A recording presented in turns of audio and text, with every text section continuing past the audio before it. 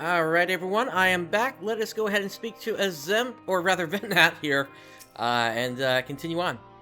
Shall we begin our investigations then? I am acquainted with Hermes, of course, but only as a visitor received by the Chief Overseer of Elpis. Of the man himself, I know only that which is common knowledge. Thus, I suggest we fall back on the tried and true method of conversing with the locals. The observers who live here can surely tell us more of Hermes and Metion, and I have a good idea of where we might begin.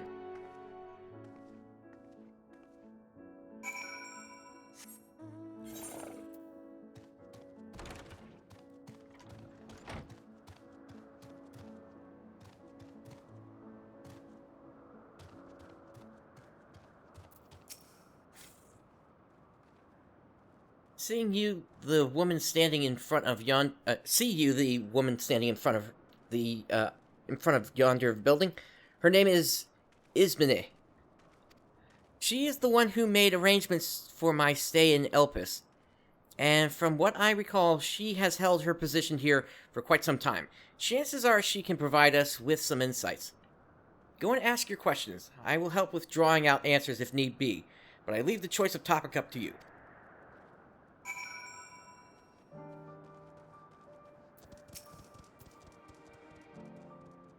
Questions for me? Well, I suppose I have no other pressing duties at the moment. The following event cannot be skipped, so let's continue.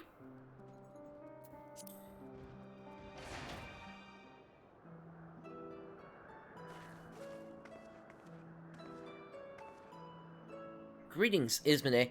My friend here is desperately curious about Chief Hermes, and I was wondering if you might indulge him. Certainly, Mistress Venat. Anything to be of service. What do you wish to know?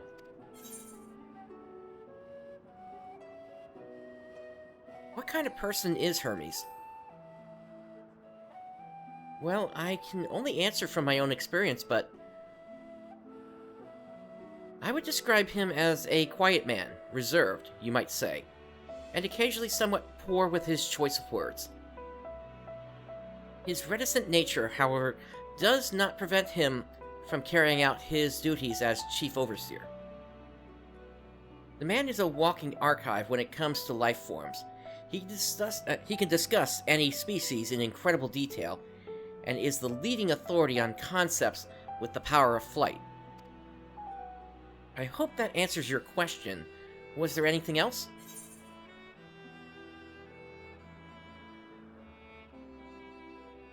How long has Metion been here?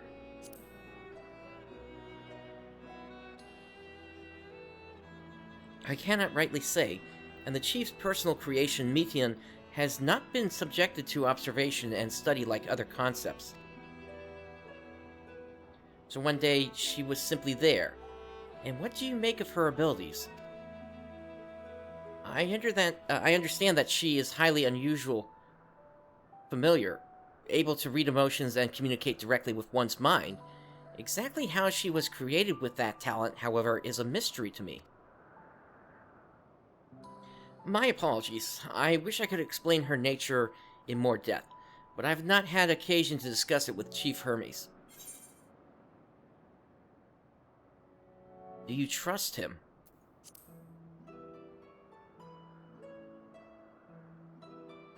I beg your pardon? I've known Chief Hermes for many years, though I cannot say we are close. He has never withheld information to the detriment of our duties, if that is what you mean.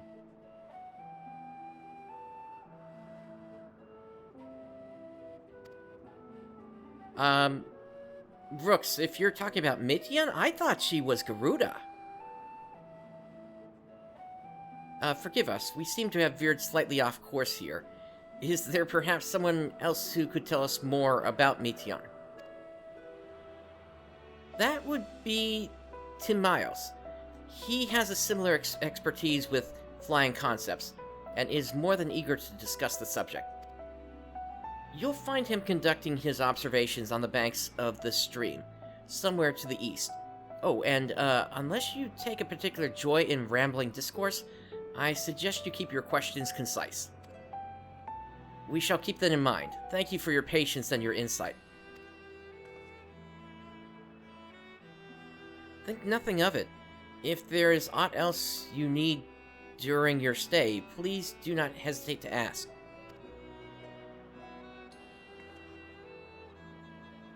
Brooks, who are you talking about? I'm not sure now. Come, Prince. I think we've taken enough of Ismane's time.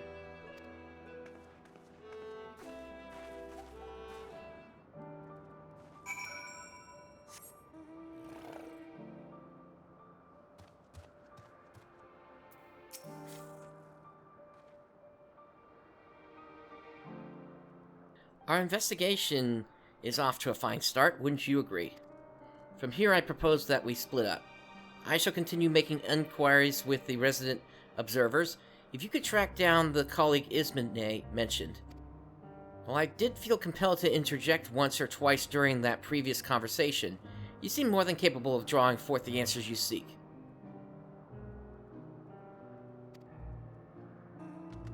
All I ask is that you watch your footing around the stream. We can meet back here once you finish speaking with this Timaeus.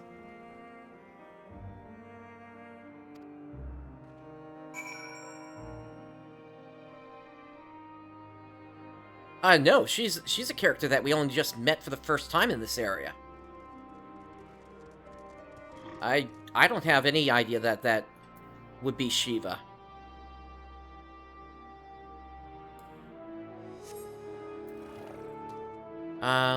Lord Samuel, you're telling me to do the maps first? Alright.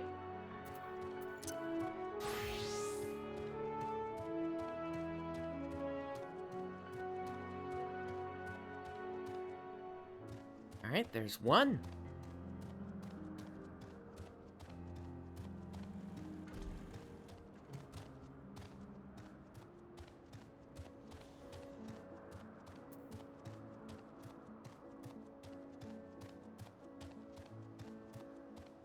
I don't think I attuned here.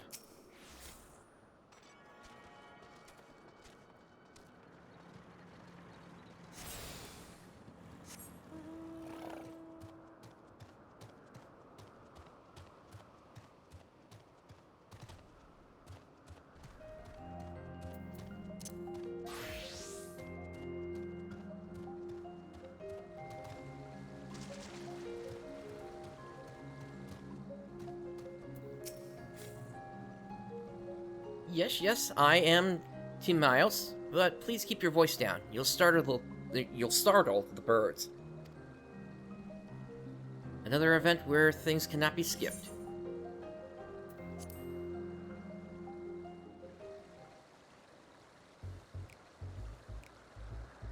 So, what is it you wish to speak about?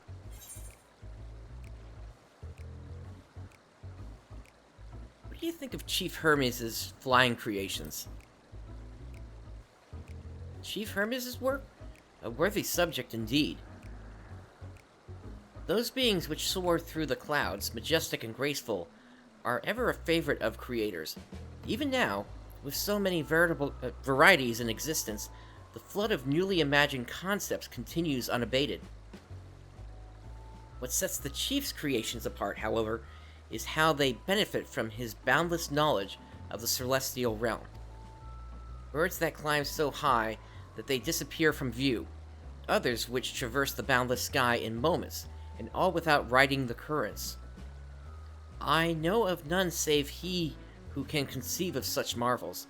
Even we who prize elegance of form above all else are dumbfounded by his genius.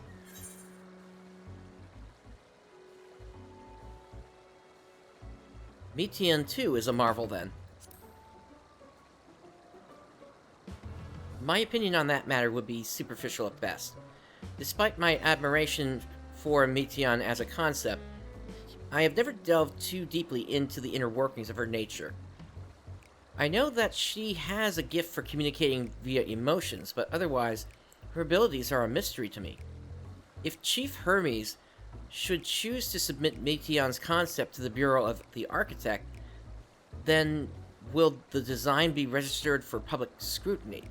Analyzing a colleague's creation before that step is frowned upon, to say the least. Of course, if he came to me, a fellow artisan, looking for advice, that would be an entirely different story.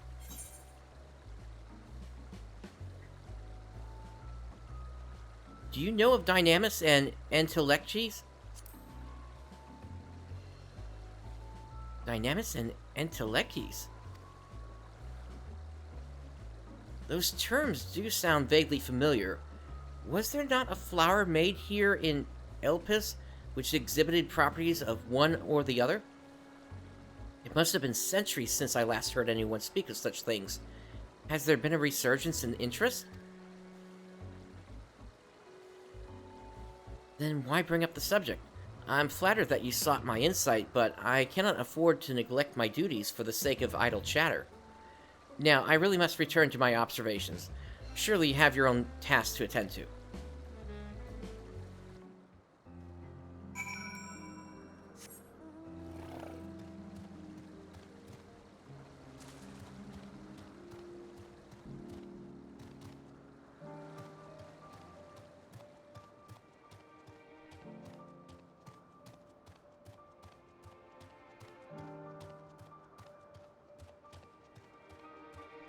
Alright, let's see what Venat has to say. Back already? That was quick work. You were obviously clever enough to heat off any of that rambling Ismene mentioned. So have you any new findings to share? I see. Even an expert in the field has little understanding of Meteion's capabilities, let alone an awareness of Dynamis. My questions resulted in much the same answers.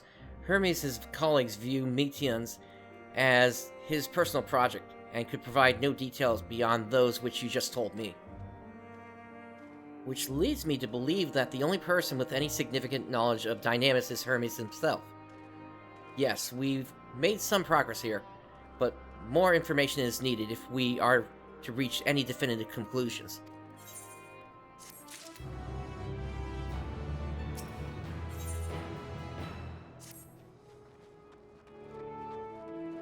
At present, the strongest link we have to the final days is the power of Dynamis, and the intellects which can control it. Yet most scholars are only vaguely aware of these terms, let alone study them in any depth, except for Hermes, it seems. Thus I am inclined to stay our current course, and learn all we can about the Chief Overseer and his familiar. And on that subject, was there aught else of note you can tell me about Meteion, aside from her unorthodox method of communication?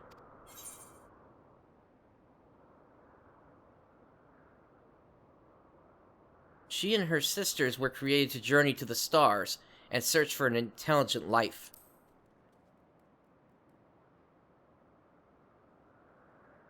I rather wish you had mentioned that earlier. In any event, would you care to elaborate?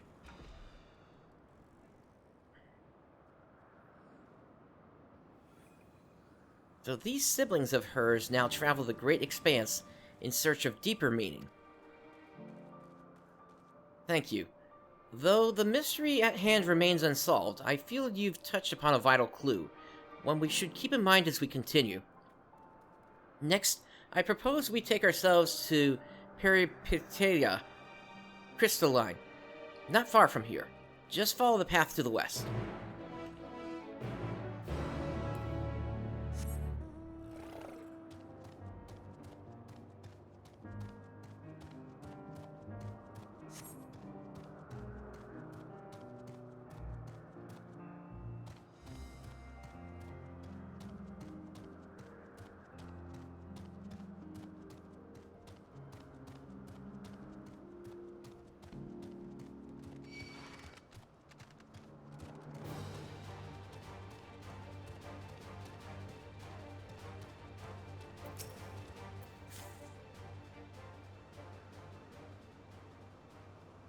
This tower and another, and the one further along are both part of Peripeteia Crystalline, the facility where they archive all of Elpis's observational and testing records. Despite how they appear from the outside, the interior is actually a vast area of magically interconnected spaces. Which, while fascinating, is not the reason we are here, is it? I shall cut my architectural lessons short and see what those two archivists have to share. If you could find someone to speak with over at the other tower, I shall join you there anon.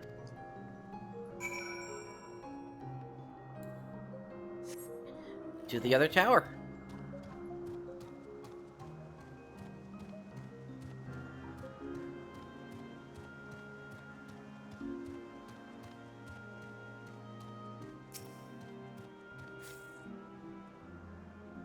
You have questions for me? Certainly. Just a moment while I conclude my current appointment.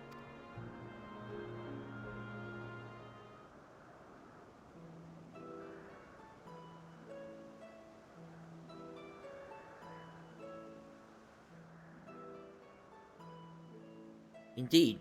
So if you could provide a comprehensive log of those behaviors, we should have sufficient data for our official records.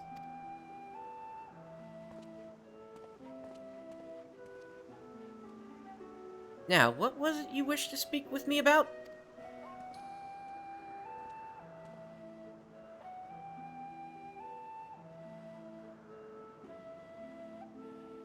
The Chief Overseer's personal research project, and by that I assume you mean Metion? Such undocumented studies are difficult to track. After all, hardly a day goes past without seeing a researcher trailed by one creation or another. I'm afraid I cannot tell you exactly when Metion appeared, only that she now spends much of her time at Chief Hermes' side. Although, I do recall an interesting tale my dearest Hydaelyn shared with me.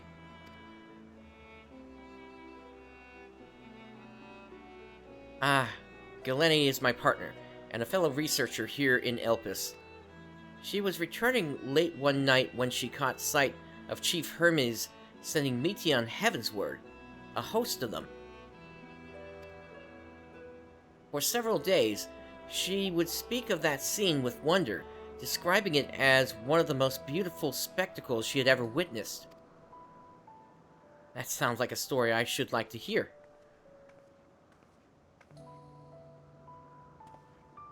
Mistress Venat, I thought you had already returned to the surface. Permit me to thank you again for your invaluable contribution to our concept placement proposal. Pray do not mention it. As you say, my original plan was to leave after that task, but I have since become engrossed with Chief Hermes' research. Would you favor me with a retelling of this sight which so delighted your Hydaelyn? Of course, or you could hear it from her lips directly, if you prefer. At present, she should be observing a subject in Emet-Selch, the Lasai. She does enjoy her time there, watching the sea creatures hunt and play, gazing upon the salty waters of the world's oceans, recreated in such sublime detail.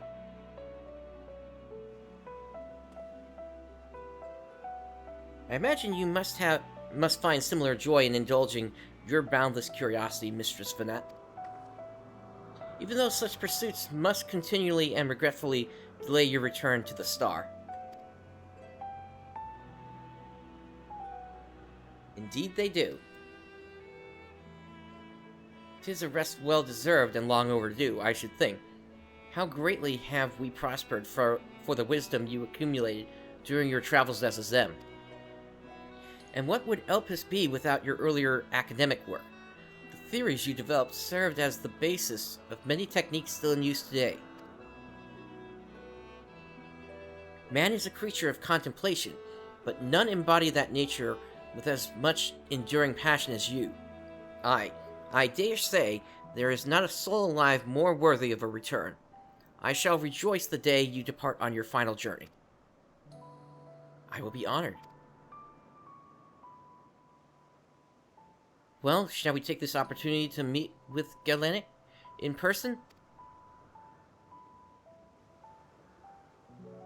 Then allow me to reconfigure the door to the archives here.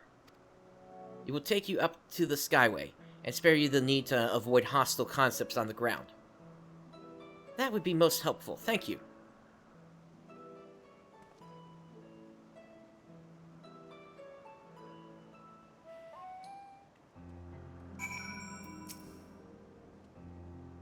I have opened the path to the Skyway. Once you pass through the door, simply walk straight across to the next tower and ask for admittance to the upper tier.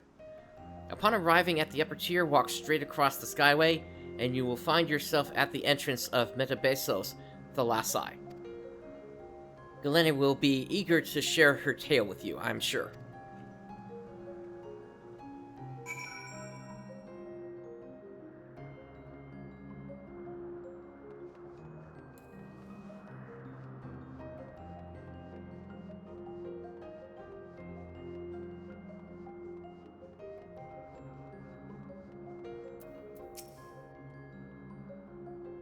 Mistress Venat, just passing through? Then allow me to prepare the path. If you need further assistance, there is always an observer or two out on the upper Skyway.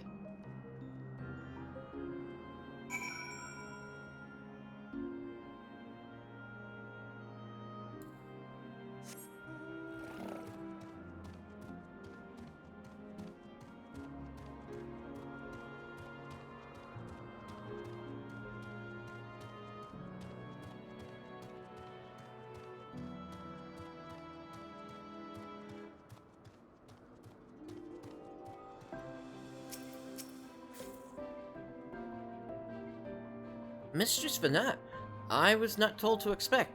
We would have prepared an official welcome. Please, there is no need for a fanfare. I only wish to speak with Hydaelyn, if that might be arranged.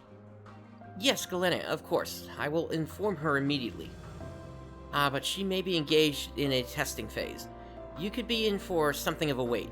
Should I let her know your business is urgent? That won't be necessary.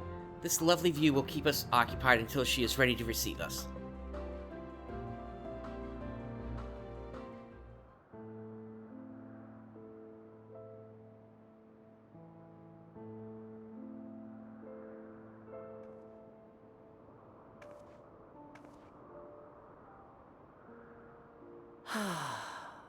A delightful breeze and a breathtaking view.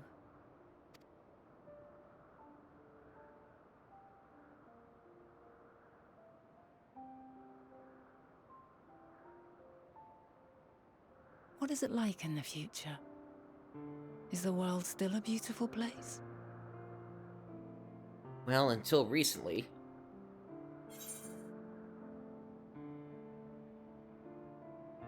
Some parts, yes, others not so much.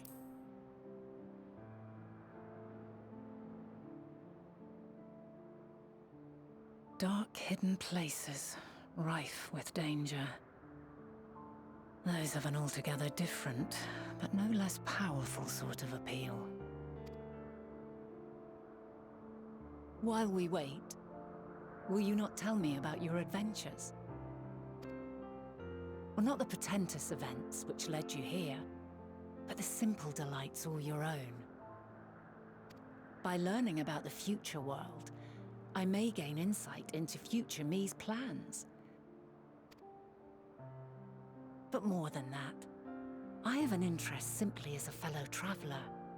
Short of going somewhere oneself, there's naught more stirring than hearing another's account.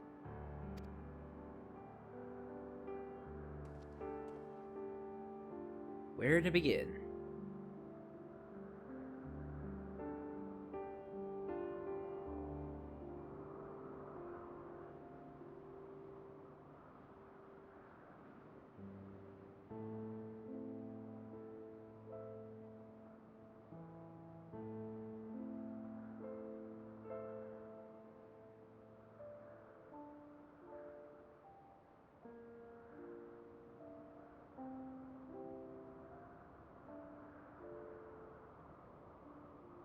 Incredible!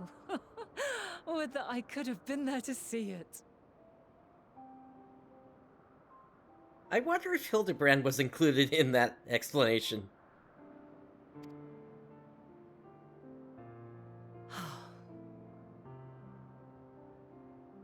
Yours is a harsh and unforgiving world. Yet in spite of this, your brethren hold fast to their virtue. To know that the light of mankind's potential still shines, even in that faraway place, it gives me heart.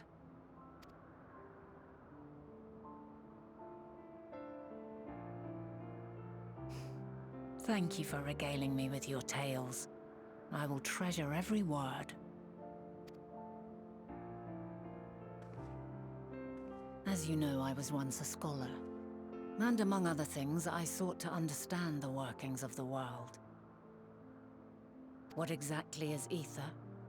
How formed the laws of nature? Whence sprung mankind?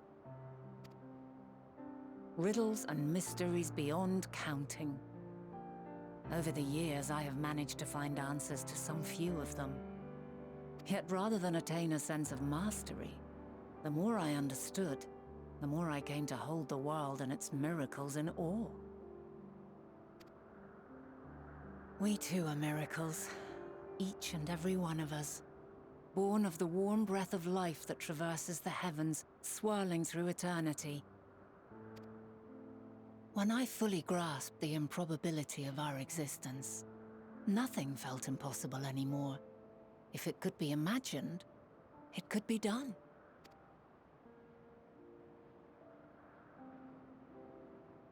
A passion swelled within me, an epiphany dispelling all preconceptions of what was natural and true, and a presence without, immense yet intimate, fate perhaps, holding us in its tender embrace. As reassuring as it was intimidating, how keenly aware I became of creation's fragility, built as it is upon precarious happenstance.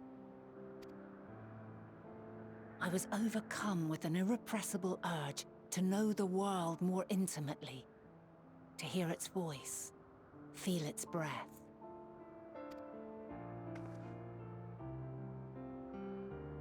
I ventured forth on a journey that very day, so very long ago now.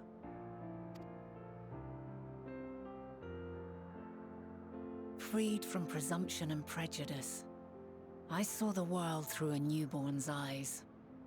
Everything fresh and new, and so beautiful.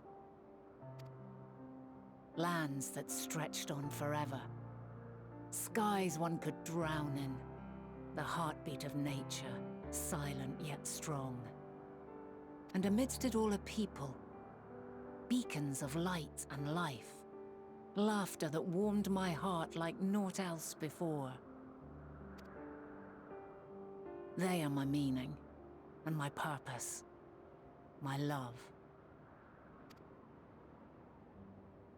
And so long as they need help, I cannot return to the star. Perhaps my future self is still waiting for it. The moment she can let go and walk unto the end.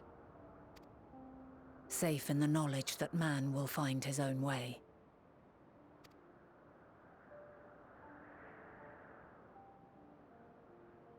You, who are our future, tell me this, and tell me true. Has your journey been good? Has it been worthwhile?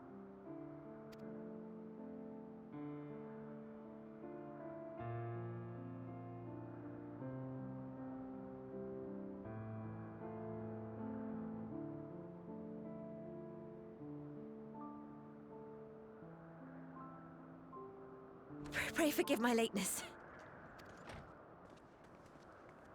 My observation subject was rather irritable, and it took a while to settle it down. No need to apologize. Your work takes precedence.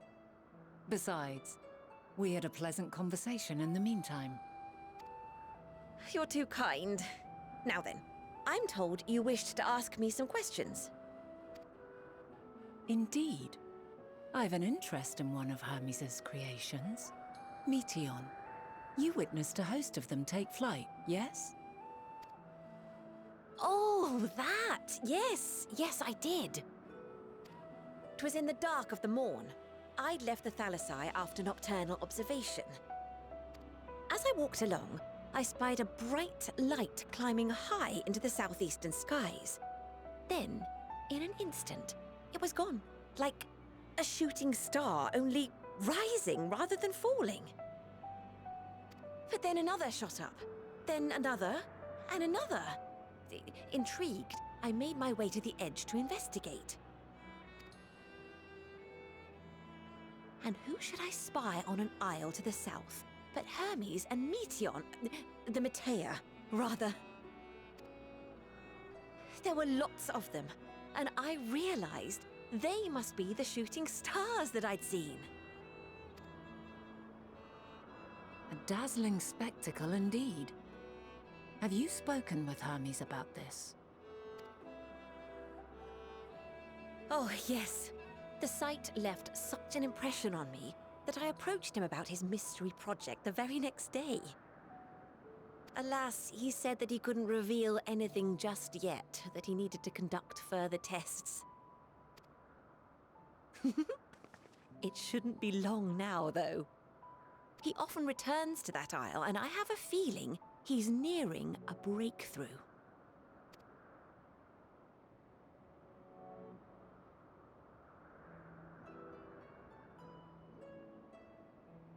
Splendid. We are likewise eager for the details. Well, that is all we wish to ask. Thank you for taking the time to indulge our curiosity. You're very welcome. It's always a pleasure to speak with other inquisitive souls. Oh, and will you be descending now? If so, I shall link the doors for you. Please.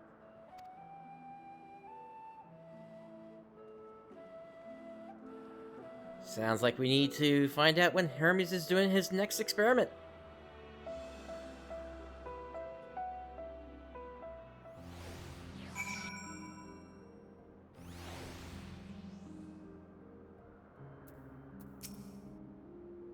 So another piece of the puzzle falls into place. From what we've learned thus far, I think we can safely conclude that Hermes hasn't been revealing the details of his research to others, which suggests that either someone will appropriate his discoveries and make use of them, or that Hermes himself will have a hand in causing the final days. Since we have no reason yet to suspect the former, we should consider the latter the more likely possibility. Proceeding under that assumption, our next step should be to divine why, or even if, he might desire such a terrible fate for our star. That's a new headpiece for me.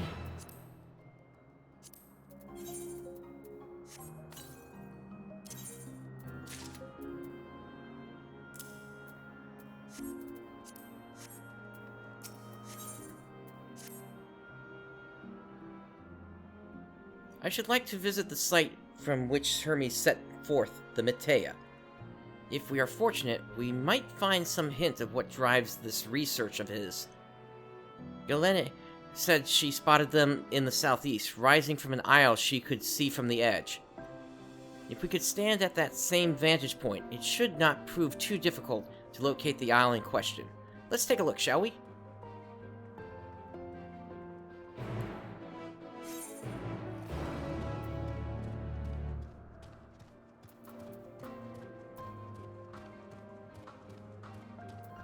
All the way to the southeast.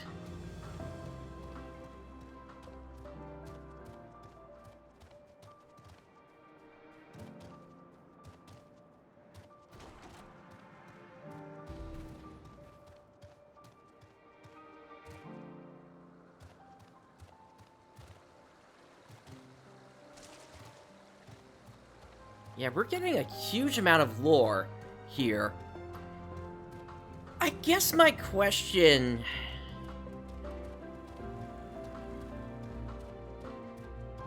For me, I just don't see it quite yet.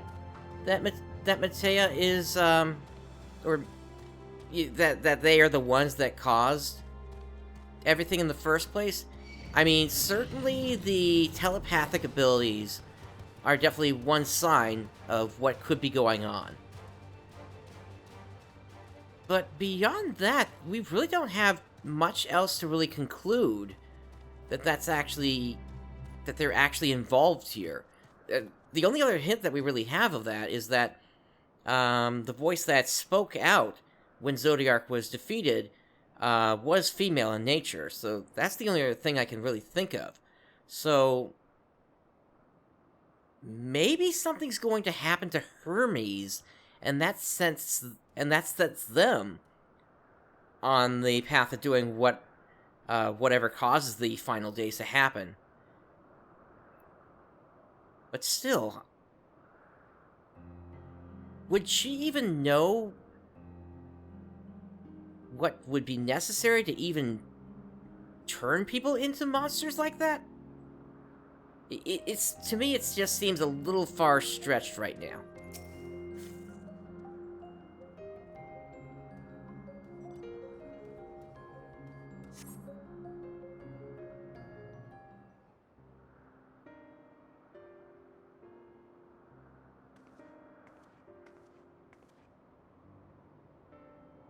Now, if we were conducting some mystery research, where would I go?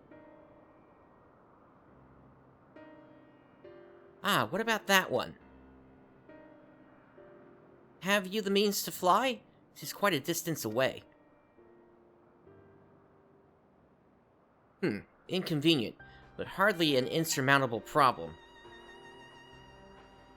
To me, Argos. Ah, that explains why Argos was happy to see us. My friend, would you mind creating a double to carry Prince here over to that island?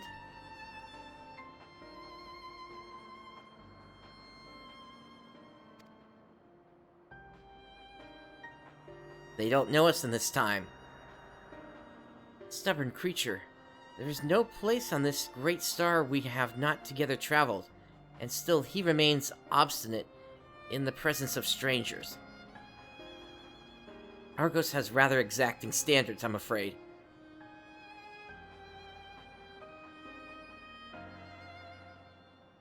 What? You've ridden him before? Ah, your before meaning my after. Not at all confusing that. Interesting. 'Tis certainly not unthinkable. But speaking of the here and now, the quick solution is for us to face off in a sparring match. Demonstrate to him that you are capable of holding your own against me in battle, and you should convince Argos that you are worthy of his back. And besides, I might even teach you a thing or two in the bargain.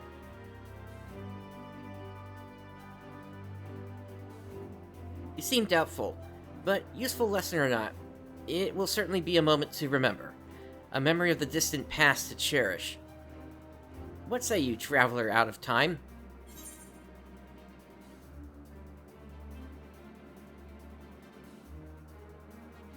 And if this memory turns out to be a bad one?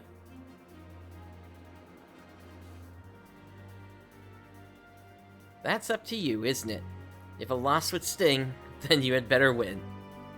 Clear your mind and prepare your weapons. I will await you at the clearing over yonder.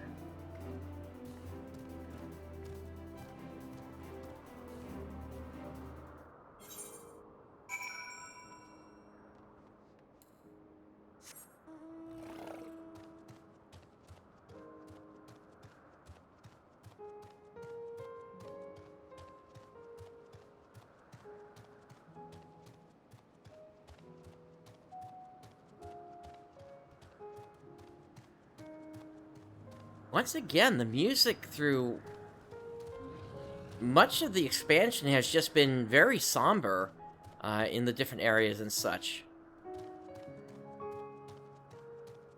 Alright, so it looks like duty calls here.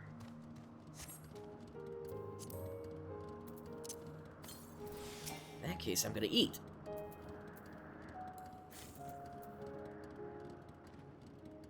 Shall we begin? Be warned, I'll not go easy on you.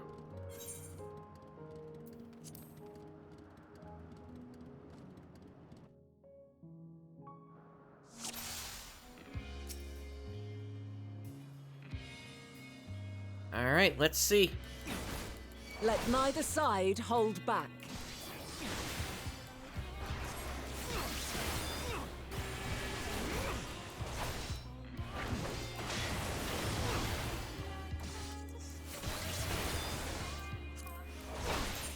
Oh, I want to turn this up a bit here. Sings!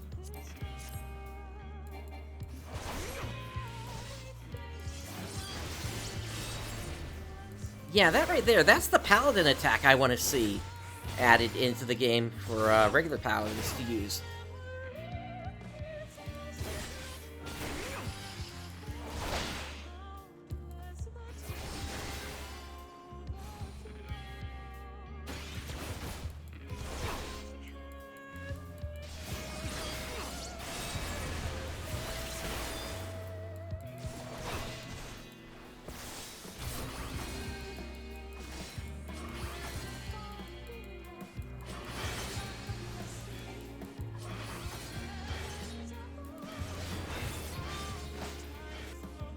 My blade sings!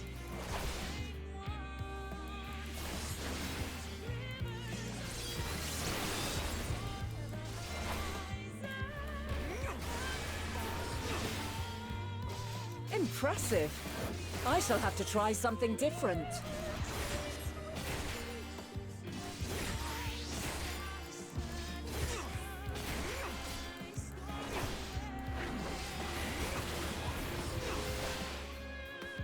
No quarter.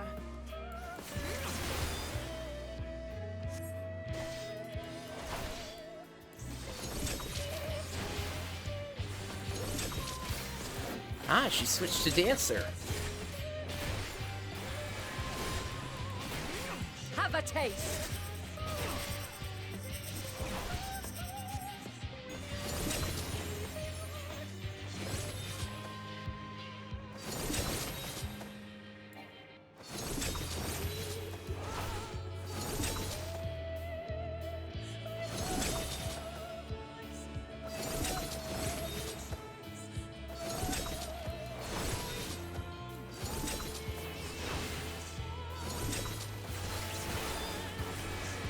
Pretty much, yeah. Some sort of a multi-form boss. Overcome, but neither will I. And it makes sense as an adventurer who would pick up multiple different kinds of martial arts. Alright, so now they're playing the equivalent of a white mage.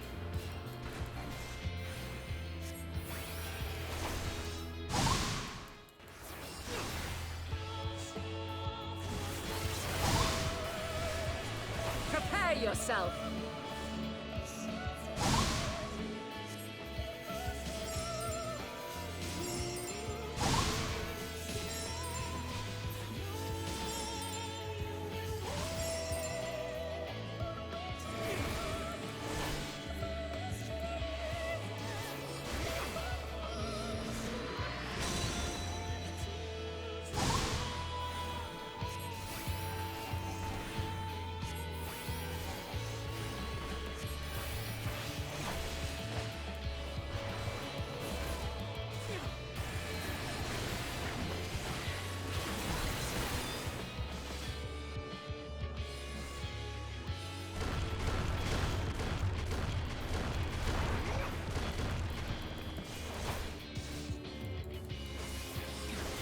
All these are patterns we've seen before.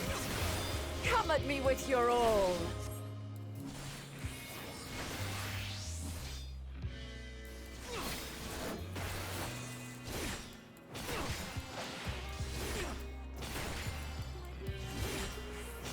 Back to Paladin.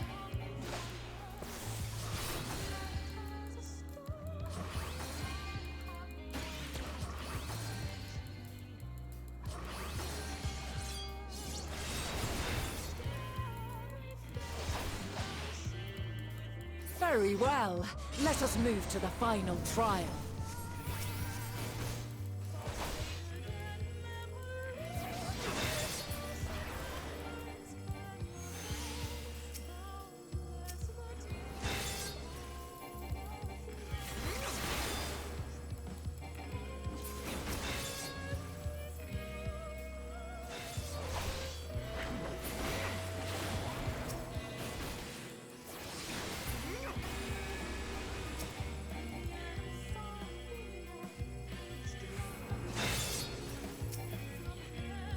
Yeah, I use mouse over healing, so that doesn't work for me.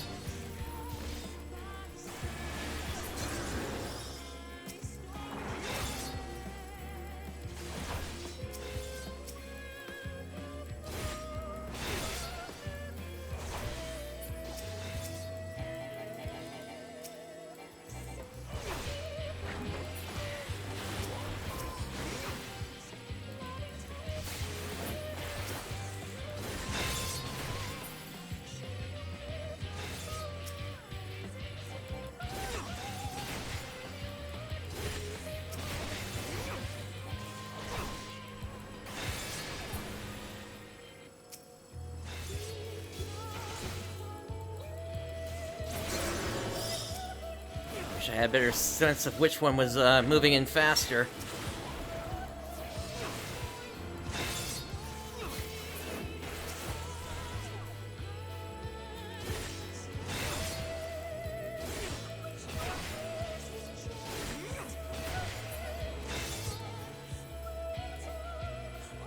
Hopefully that's it.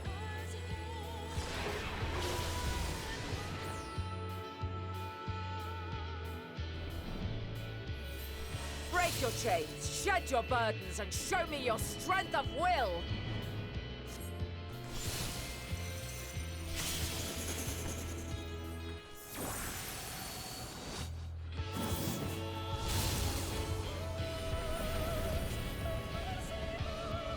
Limit break, huh? You still stand. The people of your time are more resilient than I had dared hope. I have seen enough.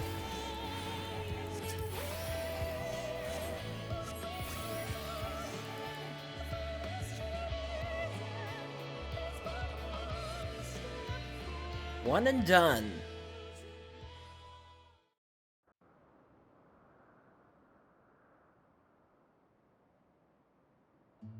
'Twas my intent to finish it, but clearly I underestimated you. I was probably fine as long as I kept the thing under 100%.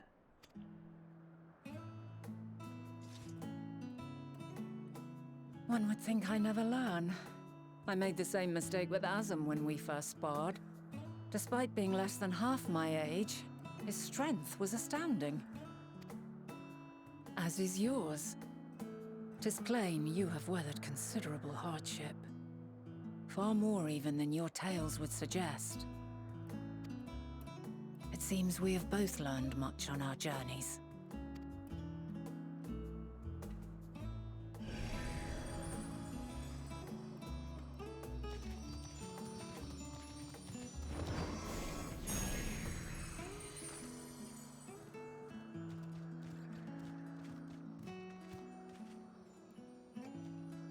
Well now, I dare say he has warmed to you. A boon to be sure. He never forgets his favorites, and is ever eager to come to their aid.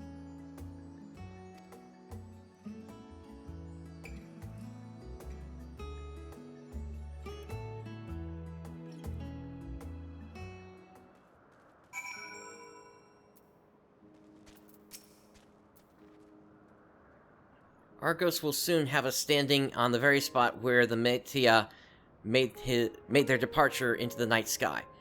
With luck, we will learn something of Hermes' intentions. My hope is that we find no connection, no festering wish for oblivion. Then we might have Hermes and his considerable expertise working for us rather than against us.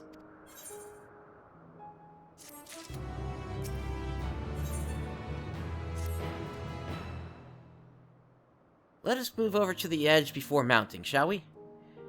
That will allow Argos to catch the currents rising up from below and give us a smooth ride over to the Isle.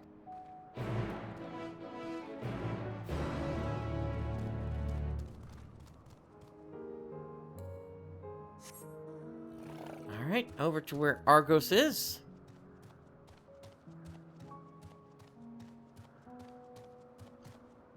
Hey, another Aether Current.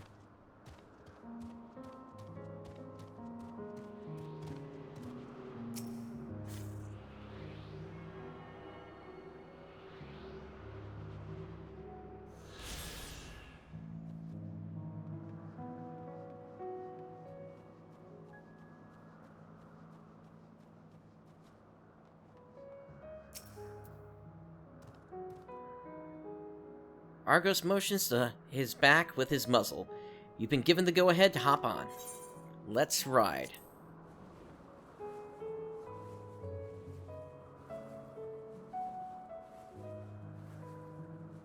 Isn't this pleasant? Argos certainly seems so.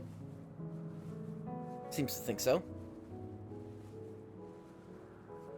I don't know, I'd say it's a little bumpy here with all this jitteriness.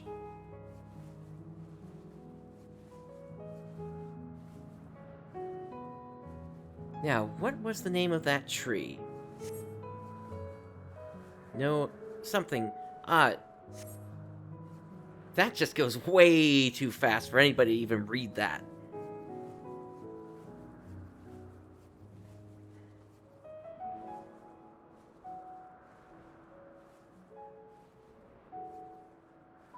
Argos is cute. Brace yourself for the landing.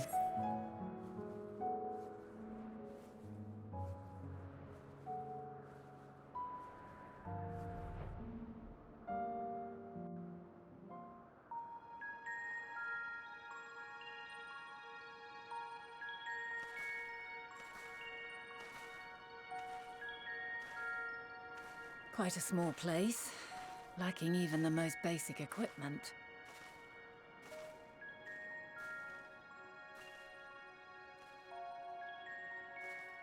The present may yield no clues, but we may yet try perusing the past. Have you done this before?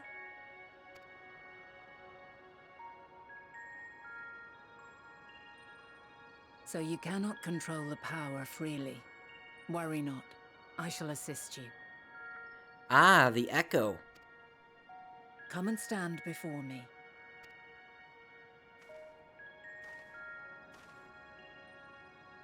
There are two ways to see the past. The first entails peering through the walls of the soul in the moment a subject is recalling a memory.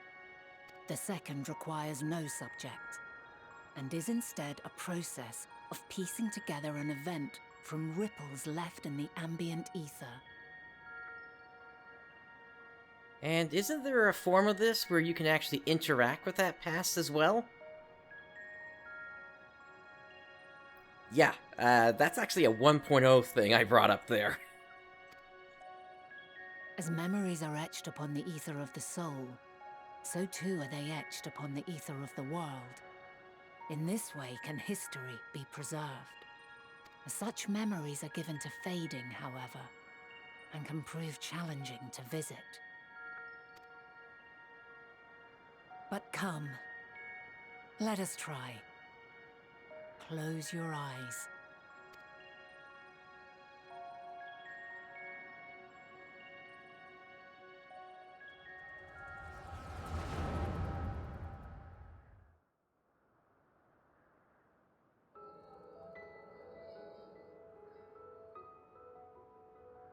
All units fully functional and proceeding on course towards their respective stars. Estimated time to completion of survey is 108 cycles.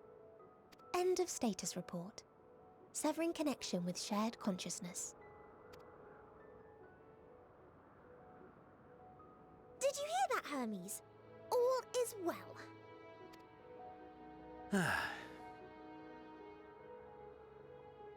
Yes. Good tidings at long last. Every step of the way, I've been reminded how little we understand creation. How the universe defies imagination. But soon we won't need to speculate. We'll know the answers. What others live for. Indeed. And we'll owe it all to you and your sisters.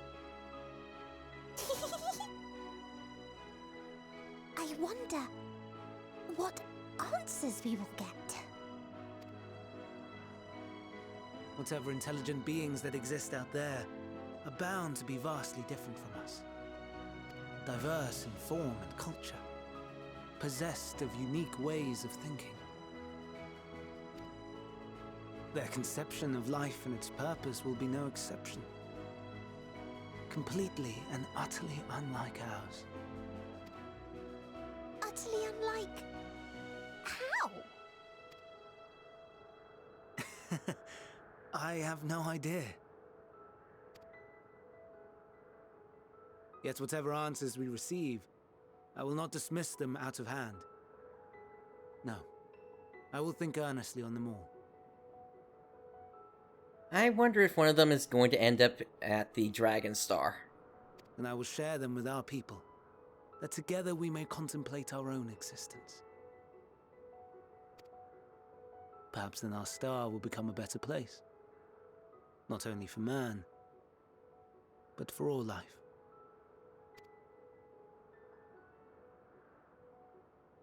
Meteion, though I gave you wings to soar the heavens, I did not teach you how to walk the earth. So loath was I to bind another living being.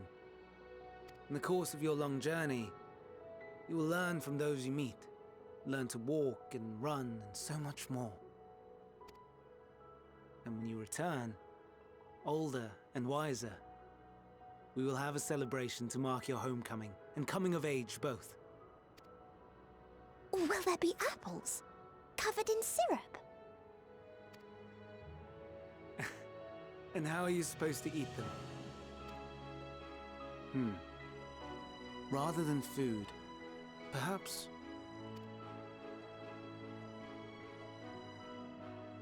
a flower. Yes. Upon your return, I will gift you a beautiful flower.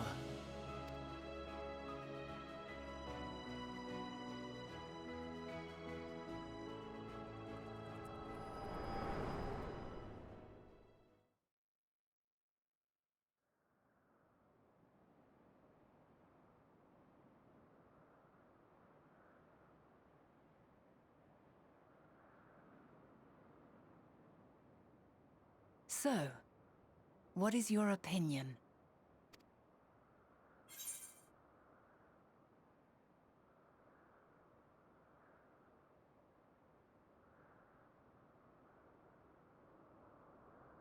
I don't think he'd wish for the final days.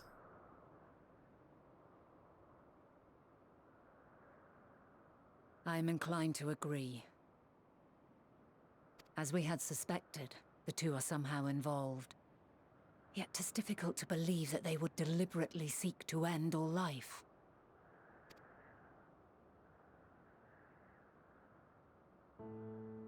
In light of this, I propose that we reveal your tale to Hermes himself. If he does not wish for the final days, as we believe, he may well join us in pursuing a solution.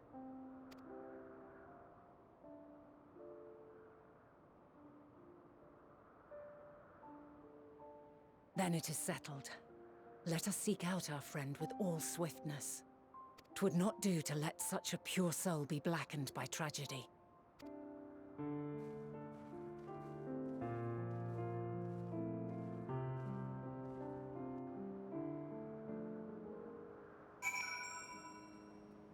Where are Emet-Selch and Hydaelyn?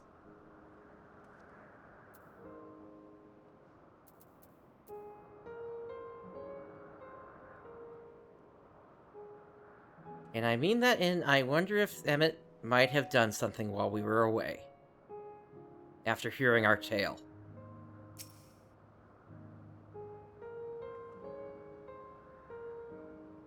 There are any number of places where Hermes might be in Elpis. But we could do worse than to look in this Hyperborea, the largest facility.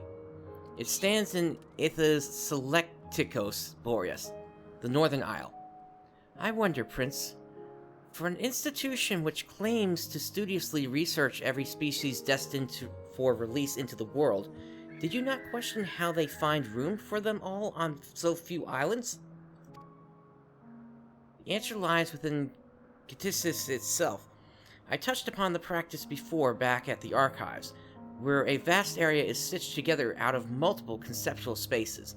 The same holds true for the interior of this facility and its magically constructed environs. 'Tis there, within those sprawling habitats, that the Chief Overseer and most of Elpis' observers conduct the bulk of their work. Come, the simplest route is via the teleporter north of Pointon Oikos.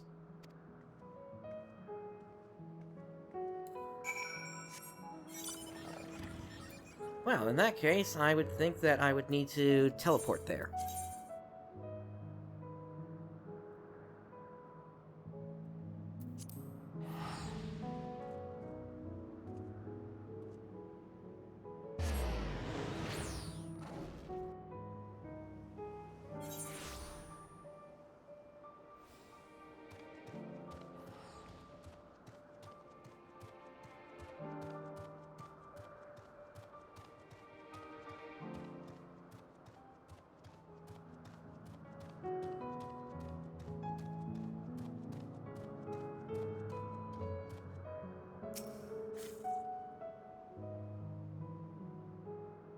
This appears to be the teleporter. Motes of light hang yet in the air, suggesting the device was recently activated.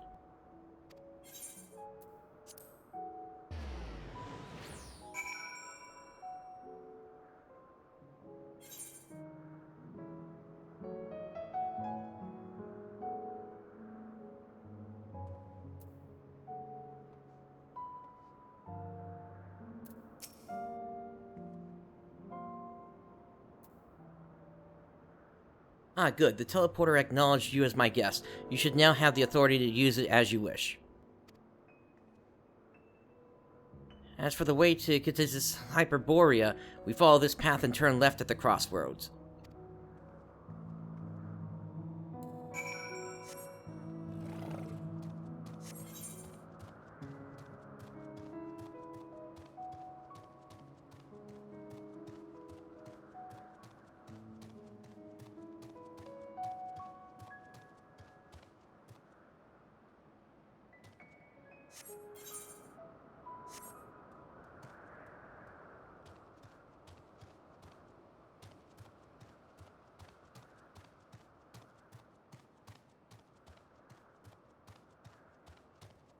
That's a lookout point I'll have to check out later on. How is that even in my sightseeing log?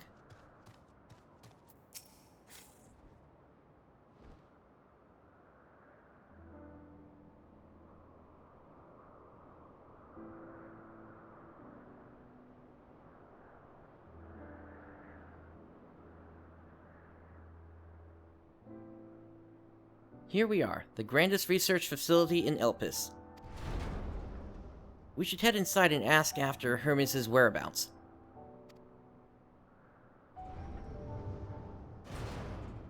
Hermes is at another facility, as we have just discovered.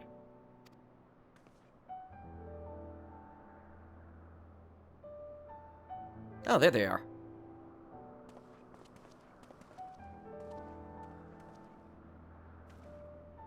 Furthermore, we've confirmed that his studies into Dynamis, as well as his creation of Mityon, were entirely private pursuits. No one else we spoke with appeared to possess the Chief's depth of knowledge on the subject. Neither did we hear any tales of stolen research. Which means that if Hermes himself harbors no desire to bring down an apocalypse, then he might be recruited to help prevent one. Or saith the illustrious Emet-Selch.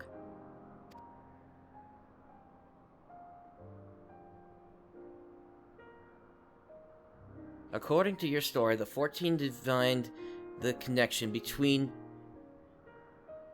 the celestial currents and the final days, but were never able to pinpoint the root cause of the calamity. With our people's greatest minds, not to mention Hythlodius' sharp eyes, committed to the pursuit of a solution, such an outcome seems inconceivable.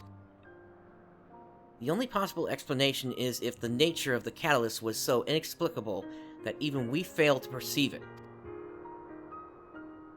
And what better fits that description than the invisible, intangible dynamis? Which in turn leads us to our next question. How did Hermes, in his role as Fandaniel, not recognize the subject of his own research? We must assume that he either knew or was unable to help, or that he was otherwise prevented from identifying the cause in the first place. At this juncture, all we can do is speculate. To be clear, the Convocation does not tolerate acts of deception or malice.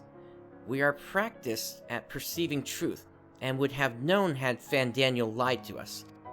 Hermes has no conscious wish for the world to end. Of that I am certain.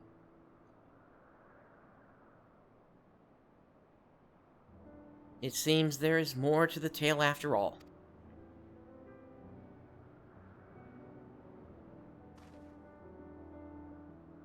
We conducted an investigation of our own, you see.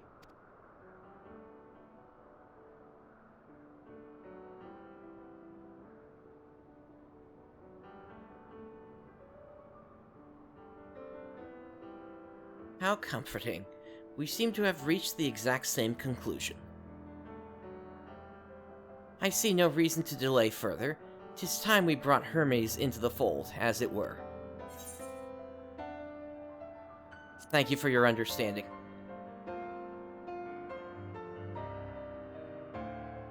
Save your thanks. I did not say I believed your ridiculous story. But as Emet-Selch, I have a duty to examine any potential threat to our existence, no matter how ludicrous or personally offensive I may find it.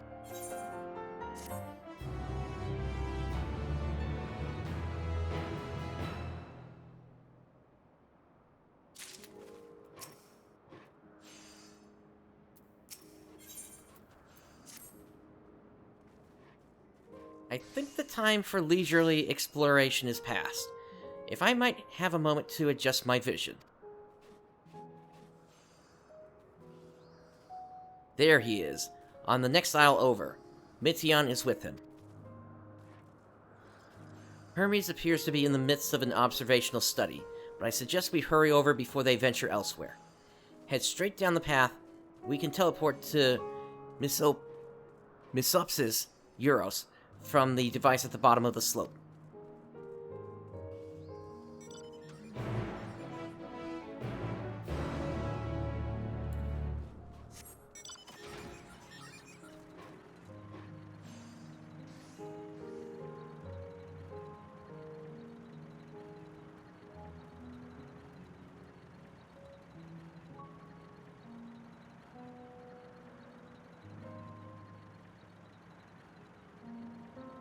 Oh, wait, to the east. Okay.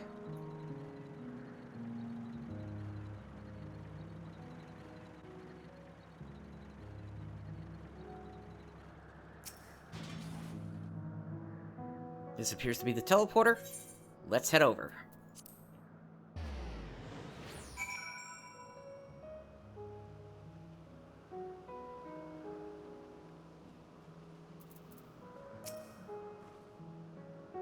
They are close by, within the Hungering Gardens.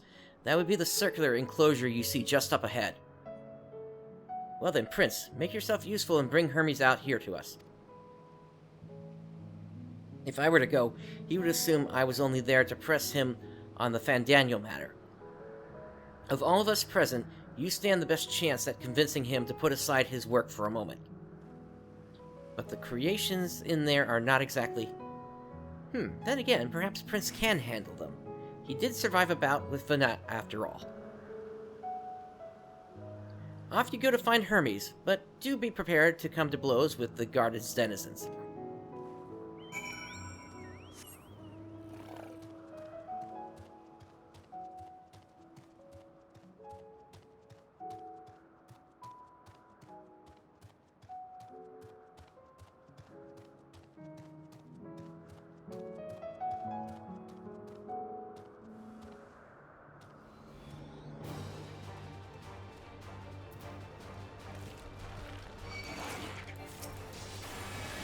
soon as I get in here, there's already a fight.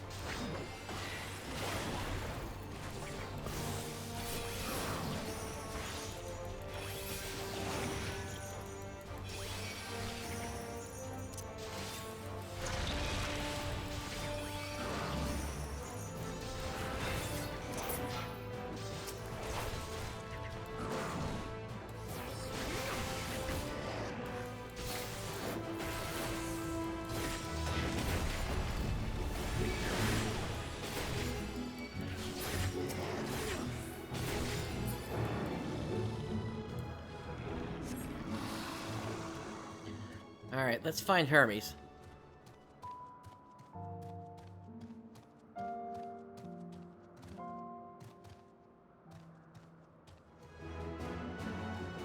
Ah, another of these.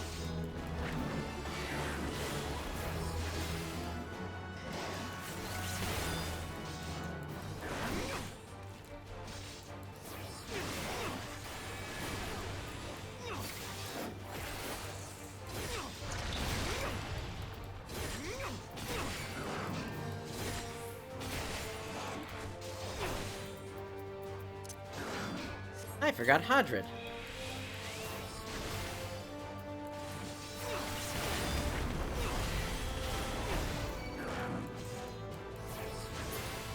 Speaking of, nice that the Chocobo can come back in time as well.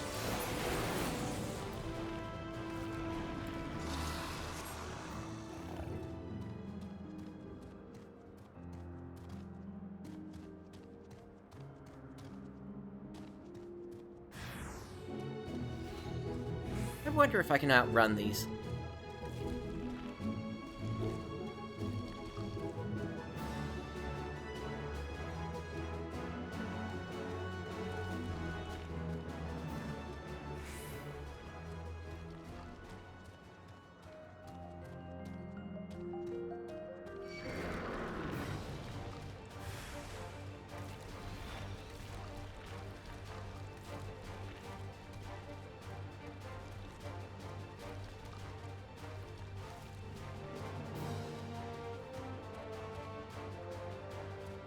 Yeah, I don't see him anywhere in here.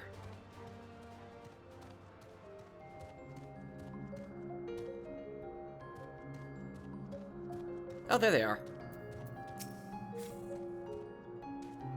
Prince, what are you doing here? I thought you were keeping Hydaelyn and Emet-Selch company. An important matter? And unrelated to my decision on Fan Daniels, you say? Then yes, I will come, as soon as my work here is finished. It will not be long, I promise, but you should really wait outside the garden with the others. This is no place for idle exploration. Back out we go then.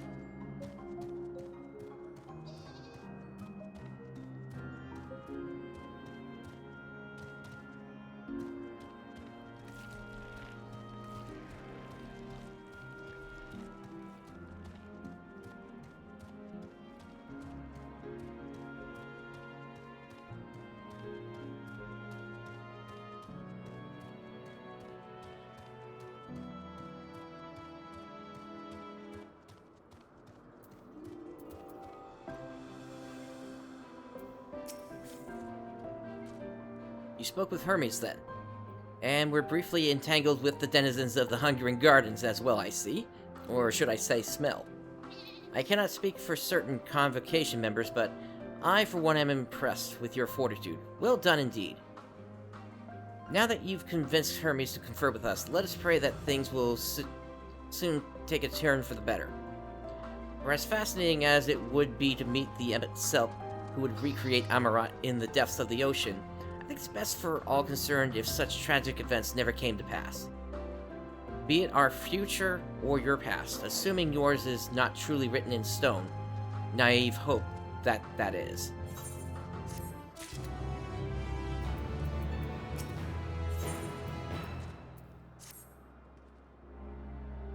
Hermes said he would not be long, yes? Then we shall wait here until he emerges.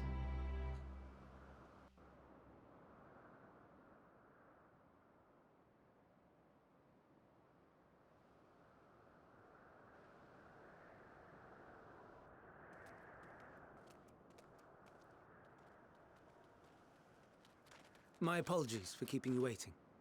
I understand there is a matter you wish to discuss.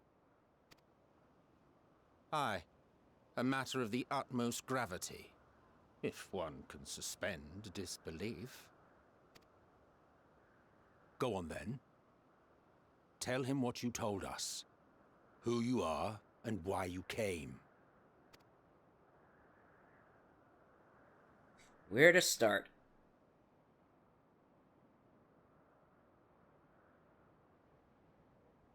The final days.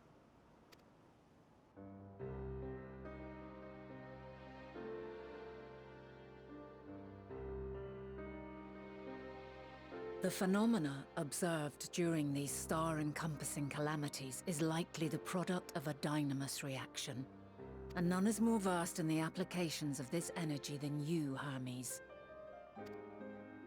I must stress that we do not believe you would desire such destruction. We come not to lodge accusations, but to beg your wisdom. And so, distressing though the exercise may be, I ask that you share with us your opinion on the matter, on the assumption that our visitor's tale is true. Even you, Venat.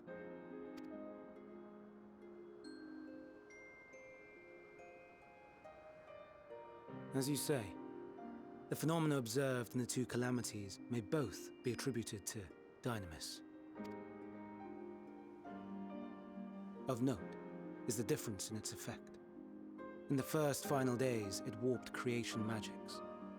In the second, it warped the people themselves. The key variable, I suspect, is the etheric density of the men of each age. As you know, ether, in essence, negates dynamis. Harboring high concentrations of ether, we ancients cannot readily manipulate dynamis, nor be manipulated by it. Therefore, rather than ourselves, the calamity affected our magics. In contrast, having been sundered, the people of the future are composed of but a fraction of our ether. Thus are they susceptible to the influence of dynamis and its transformative potential.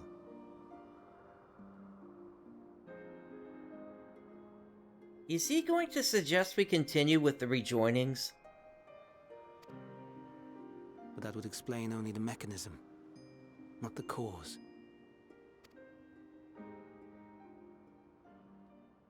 What is it? Even should it be a hypothesis, we would hear it. Dynamis is an energy put in motion by feelings. Feelings for which there must first exist a source. A source to which the victims must be attuned. One that harbors the selfsame negative emotions. Elsewise it could not be the agent of such extreme change. So it wasn't the stagnation of the celestial currents. Someone, or something, is instigating the star's demise.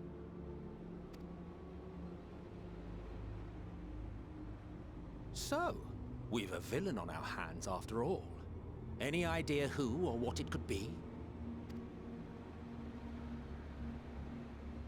The celestial currents comprise the outermost layer of the star's ether, encasing it like a protective sphere. According to your tale, it was where the currents were weakest that the phenomena first manifested.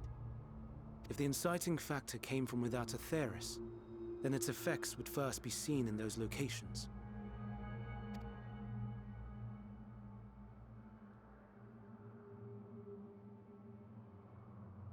Greetings. Can you hear me?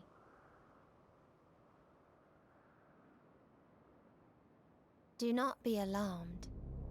I mean you no harm. I wish only to hear your words, share your feelings, know your thoughts.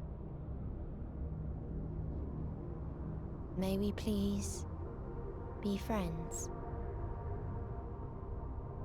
Meteion. What is it? Executing scheduled task, suspending individual self and connecting to shared consciousness. Connection established. Commencing status report.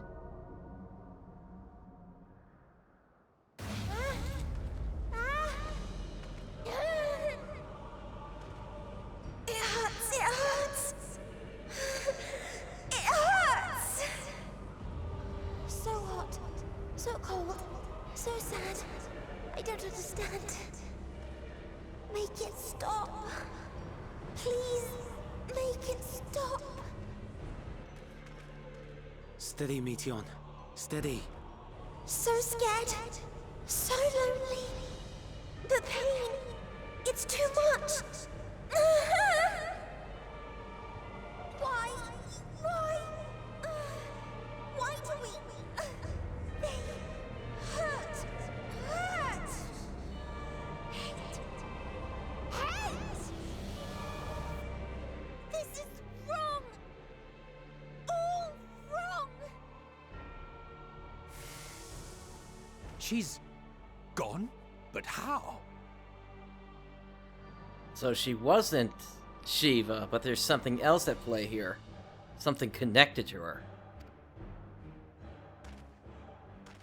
She has altered her etheric density in order to blend in with her surroundings, an ability for avoiding confrontation. Most effective. Frustratingly so. I can't see her either. Not even a trace. Stay away. Please. This is wrong. My mistake. So please. Are you all right?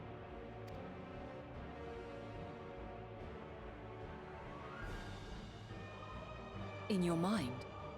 No. We only heard her speak the instant before she vanished. Of course. When communicating without words, Meteion also employs dynamis. That would explain why you were able to hear her, when we could not. Then you are our best chance of finding her. Follow her voice and try to track her down. Hindered though we may be, let us split up and search as well.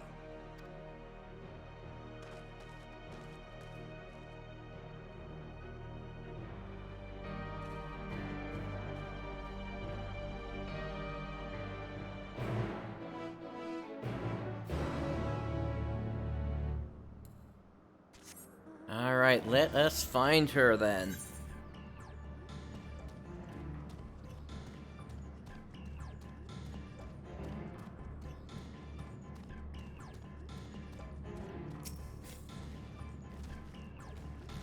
Calm your mind, your senses questing for any hint of Meteion's presence.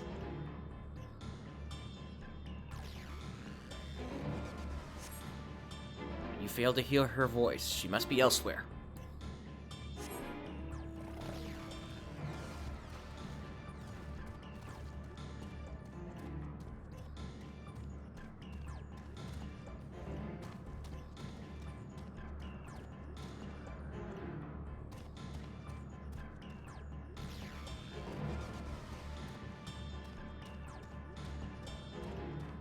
Alright, wherever she is, she's gonna be up above, based on that arrow there.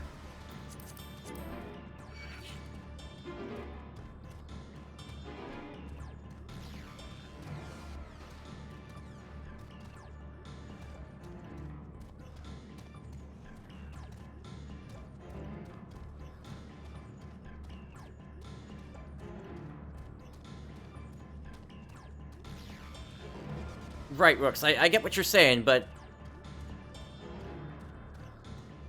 something kind of got dumped into her just then.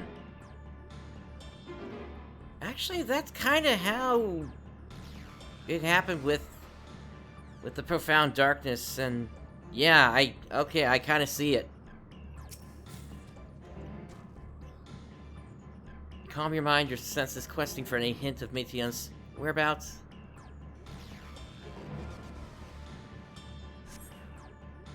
It seeps into my mind, our voices reporting.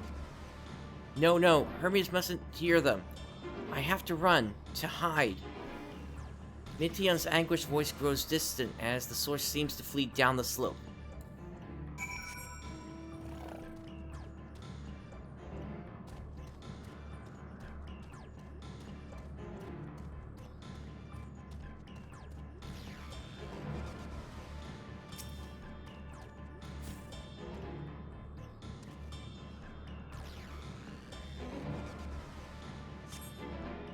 Strained to catch even the faintest whisper, but failed to hear Metion's voice. She must be elsewhere.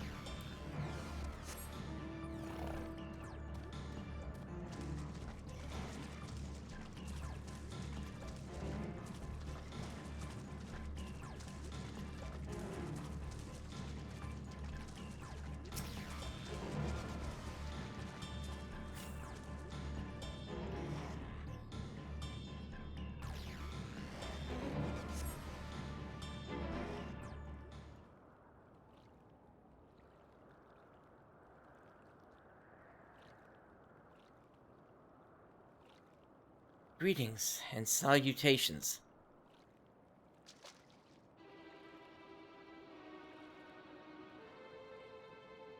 Commencing report.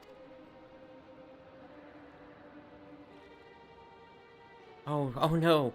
We can't tell them that. We must run. Run far away.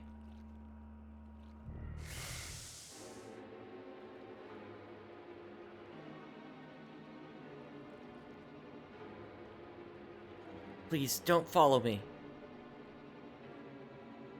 Metion's anguished voice fades as you sense her climbing up to the top of the ridge.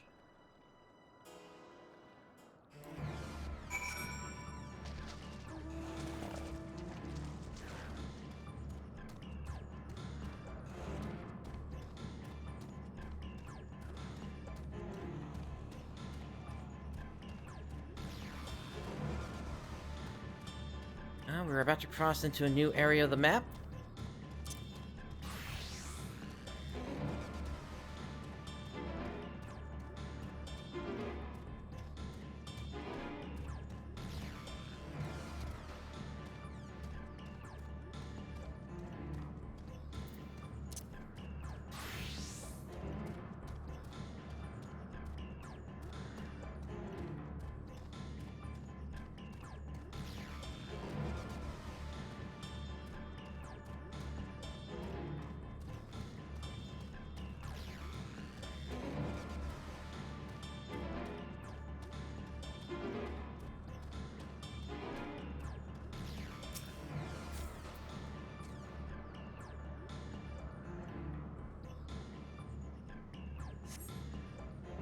Alright, she's not here.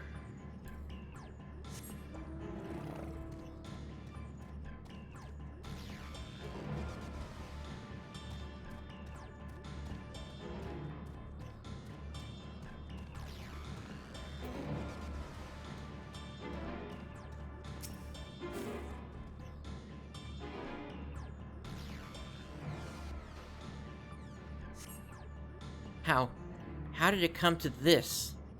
Is this the reason we traveled to the stars? Why we sought out other life forms? Is this it? Is this the answer? No, it cannot be. It cannot be. Metion's anguished voice drifts away to the south.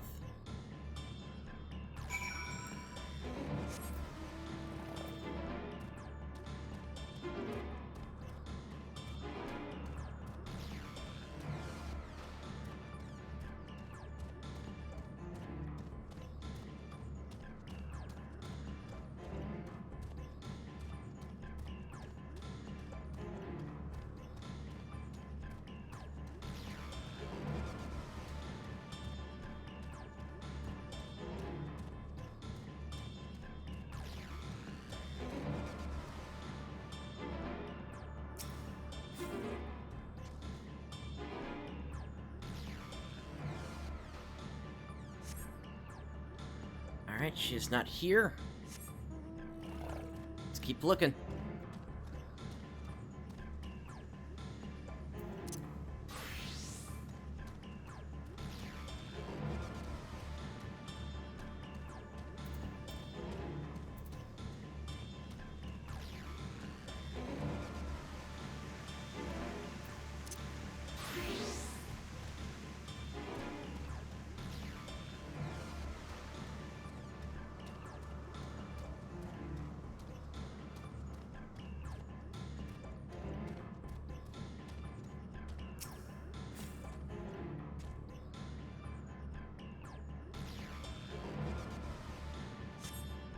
Here we go.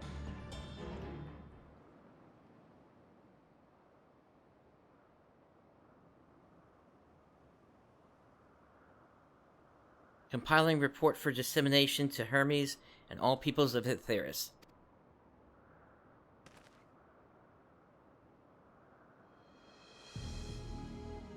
Processing expedition data, preparing profiles on intelligent civilizations, formulating answers to the question, finalizing report. No, Prince, you mustn't listen.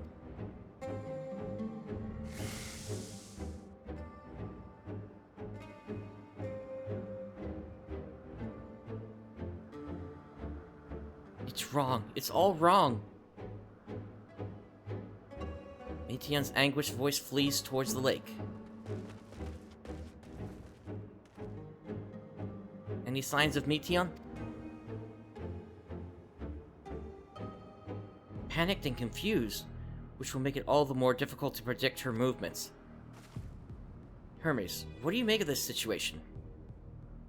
The Metea are linked to a single mind, a shared consciousness which connects them across any distance. I suspect something has happened which disrupted its usual harmony. It definitely seems to have done something like that here, Rooks. How might we access this shared consciousness of theirs? Much as you would approach any sentient being, directly. In the Metea's case, that means speaking to any incarnation within physical reach. So unless we can track down the Meteon we just lost, we have no means to communicate with them. No way of knowing what befell her sisters, no way to provide directions or guidance.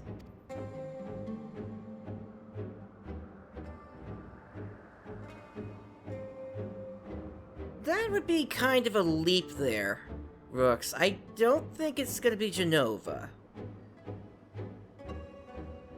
And we had best set our musings aside and concentrate on how we might find her.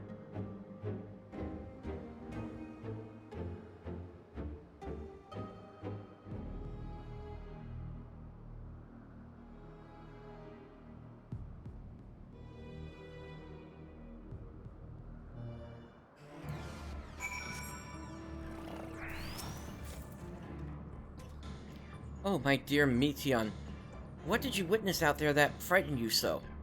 Why do you seek to keep it from us? How terrible could it possibly be?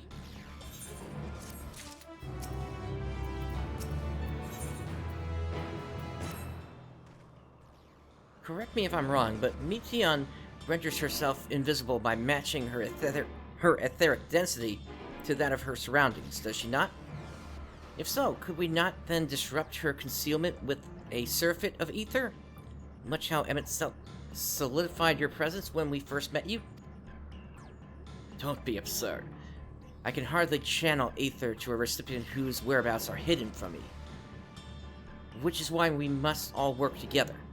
Prince will continue to search in the same manner as before, but this time with you in tow. Once he ascertains Meteon's likely location, you proceed to reveal our wayward familiar with a swift ethereal downpour.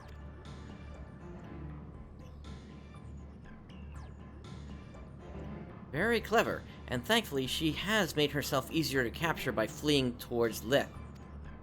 Assuming she is made visible, it should prove no great feat to herd her into a corner. Then we have our plan. Prince and Emet-Selch will be our trackers and trapper, respectively, while we predict and obstruct Meteon's avenues of escape. Emet-Selch and I will keep an eye on each other's ether to help coordinate our efforts. Let us be about it. Well, it seems we are partners for the time being. Let us return to where we last saw Meteon and pick up the trail from there. I will keep myself in a state of preparedness, ready to rain down ether at a moment's notice, meaning it falls to you to keep the way clear. Emet-Selch is now accompanying us.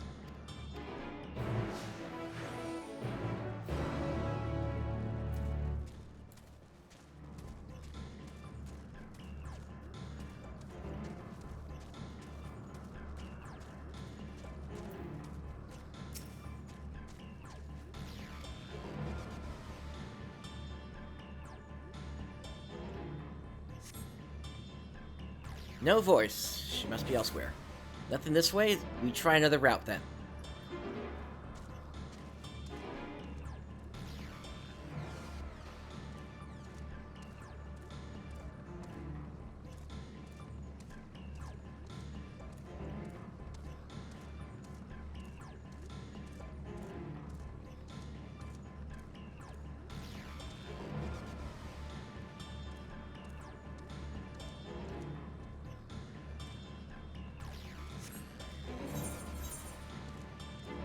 Oh, I went way outside the where it should have been.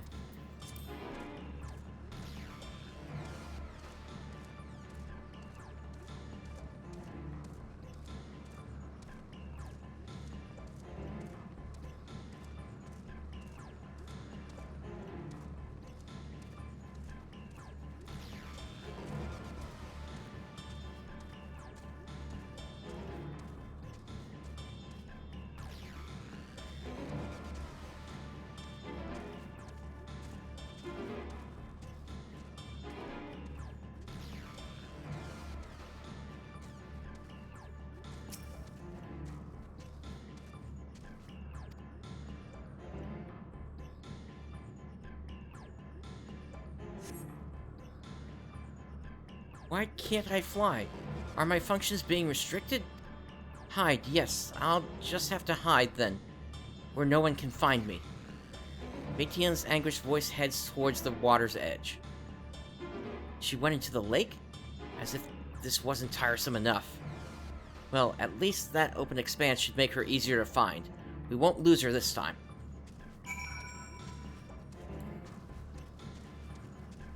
Alright, now we're headed into the water.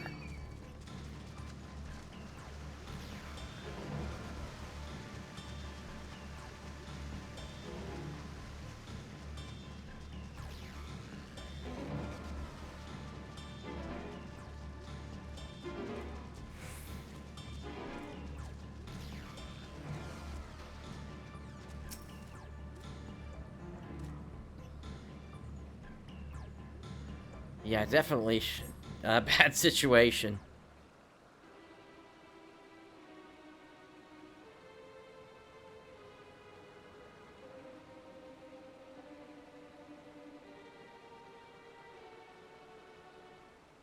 Not here. I'm not here. Please.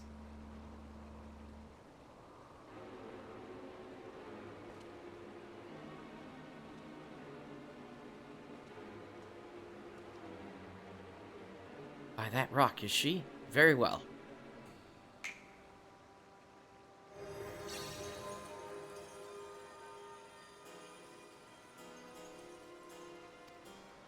What? Why can't I hide?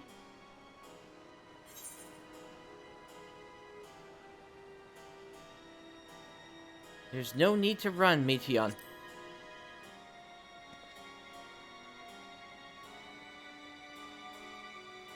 Prince, what are you saying? Everything is so faint. I'm sorry, I'm not strong enough. Stay away, I'm begging you. Don't make me say it. It will break him. His poor, fragile heart.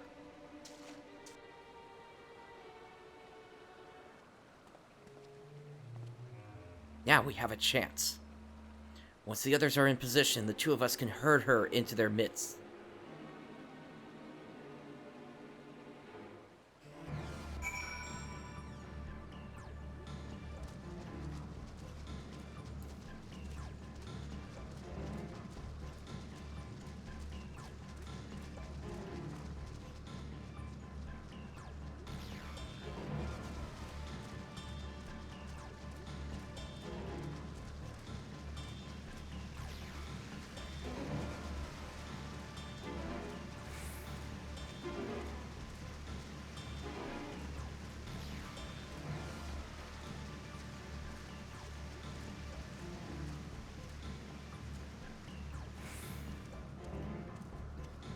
Now, what I would say is this thing is probably just setting up, while we're going to take down whatever the current threat is.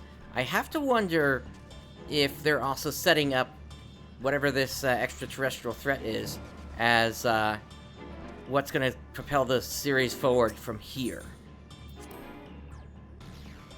Is this teleporter not in use? It seems to have been left to the mercy of the elements. Either way, it bears no trace to Metion's essence. We move on.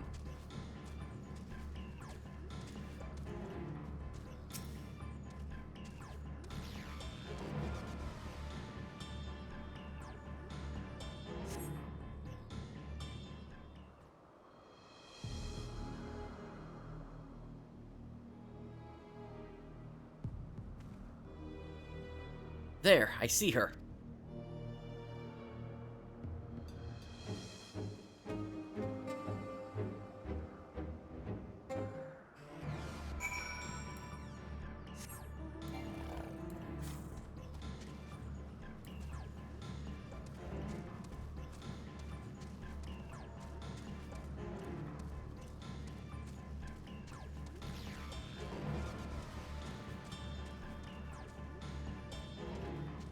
Yeah, please don't say anything.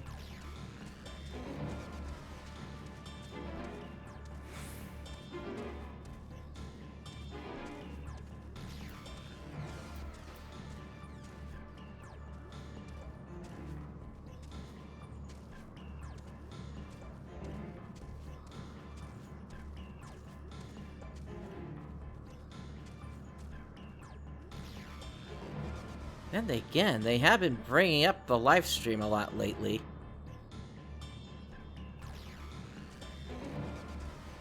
Or the Ethereal Sea, as it's called here.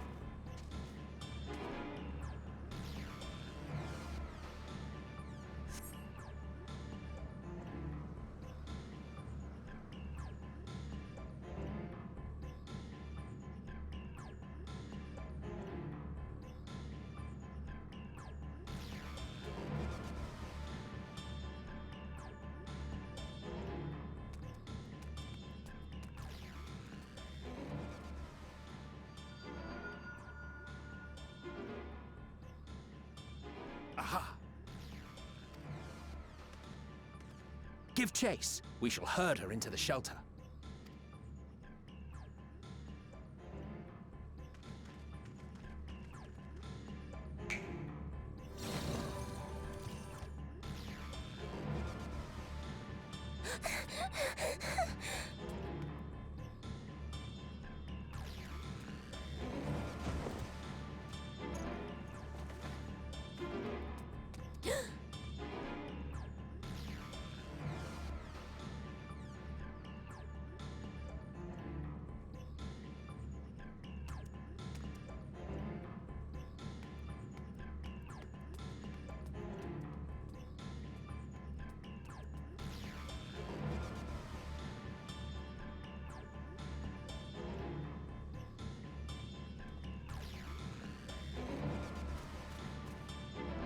It fits, but this scenario is kind of running on for a bit long here, I would think. Please, Metion. We must speak.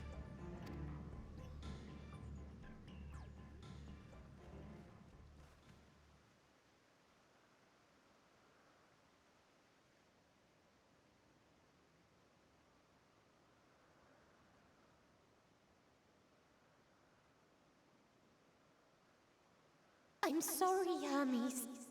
I'm so sorry. If someone can hear these words, then please... please protect them. Protect them all.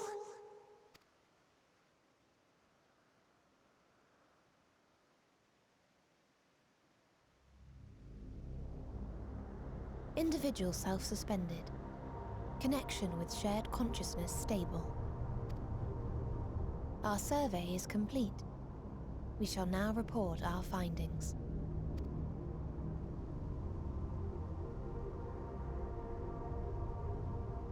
All units safely arrived at their respective destinations.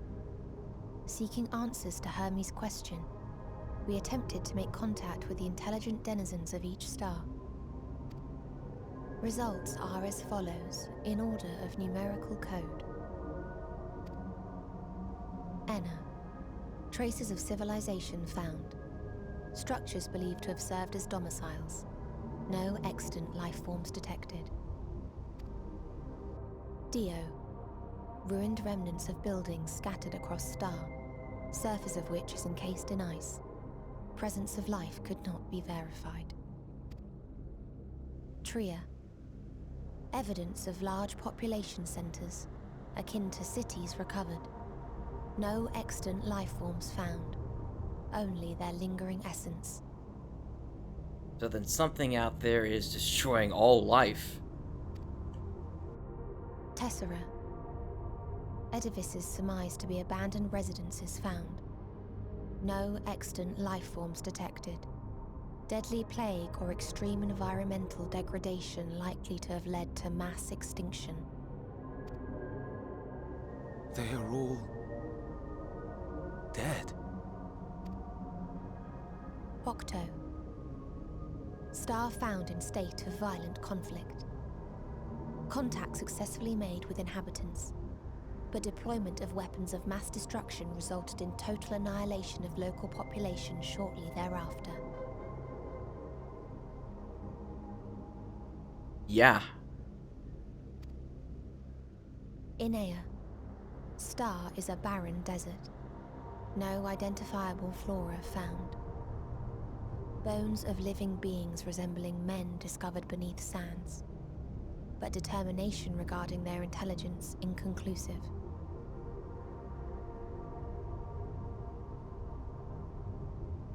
And this explains why Midgar chose Hydaelyn.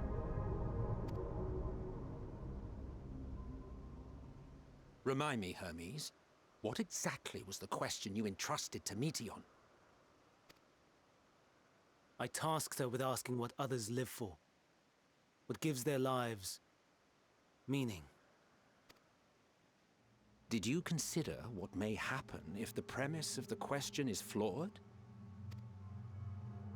To be able to answer it, one must be living and desire to continue doing so. But if Meteion finds no living beings in the course of her journey, or none who desire to live, what then? What answers would she derive from their silence?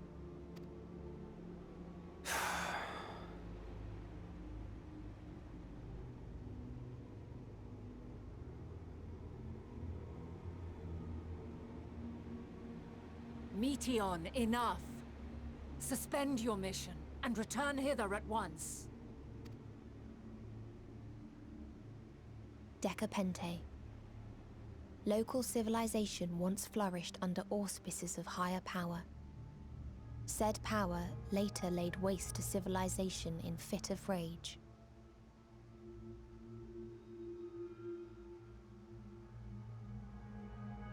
That sounds like a bad version of Final Fantasy XIII right there.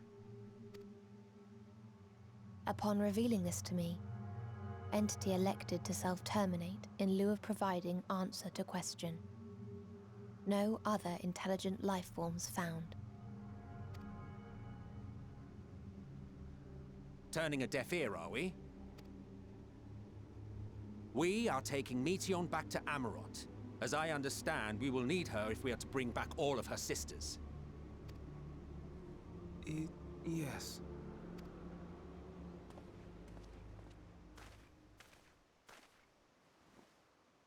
Meteion.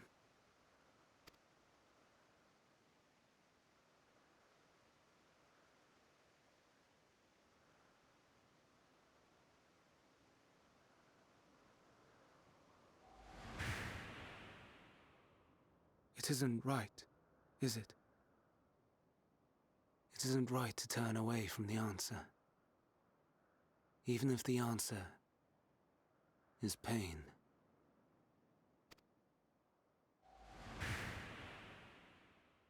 even if we aberrations must scream ourselves hoarse to be heard.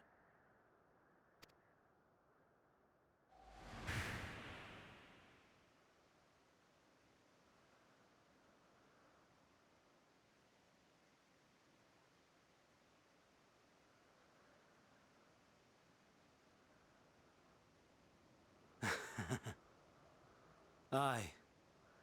Whatever answers we find, I will not dismiss them out of hand. These words I said to you, and I will hold myself to them.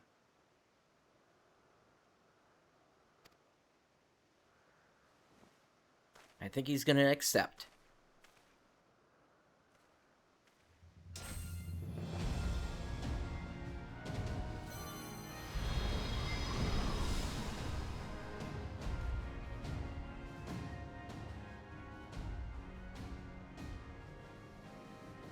What is the meaning of this? Or not. You cannot take Meteion, not until she has finished her report. All else must wait.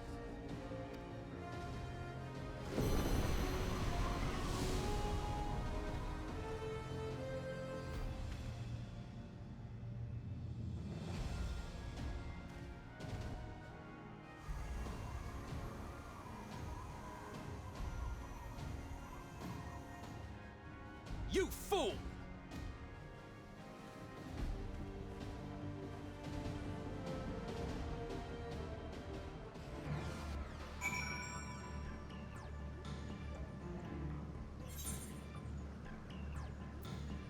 Now we have to chase after him. Why, Hermes? Why could you not leave well enough alone? Will these answers assuage the pain you feel when a creation is returned to ether? Had you never cast your accursed question to the distant stars, you may have one day learned to be at peace upon this one.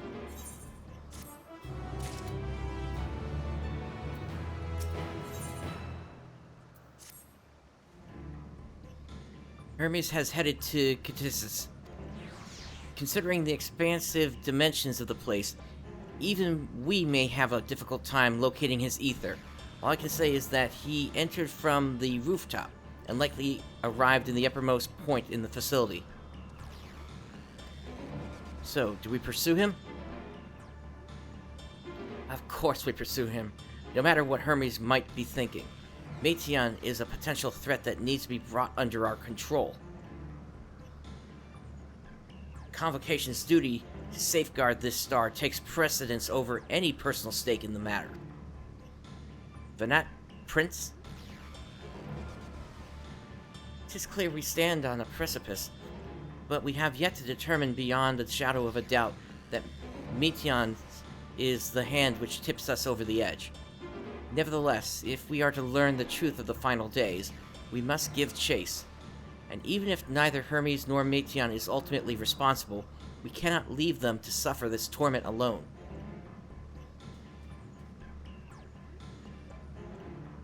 I don't know. Emet is Emet. Agreed on all counts. The kiss is Hyperborea. We go.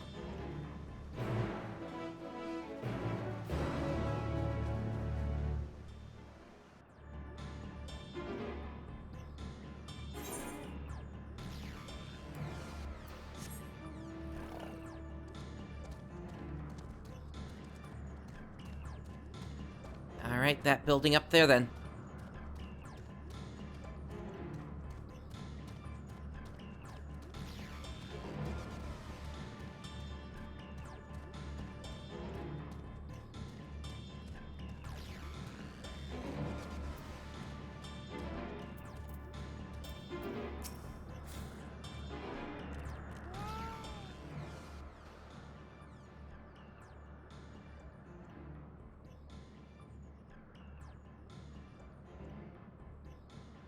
What have we here?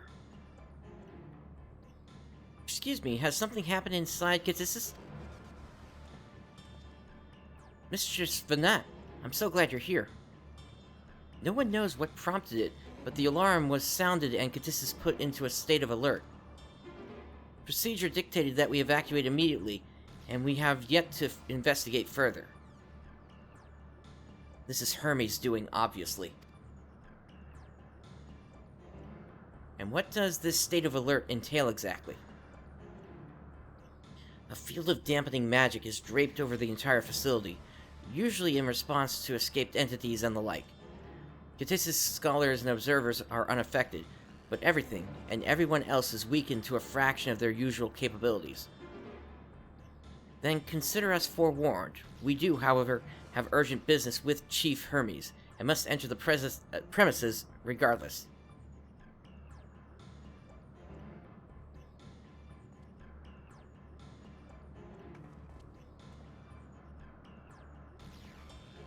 That said, if Hermes is willing to enact such measures, I wonder what other obstacles he has seen fit to drop in our path.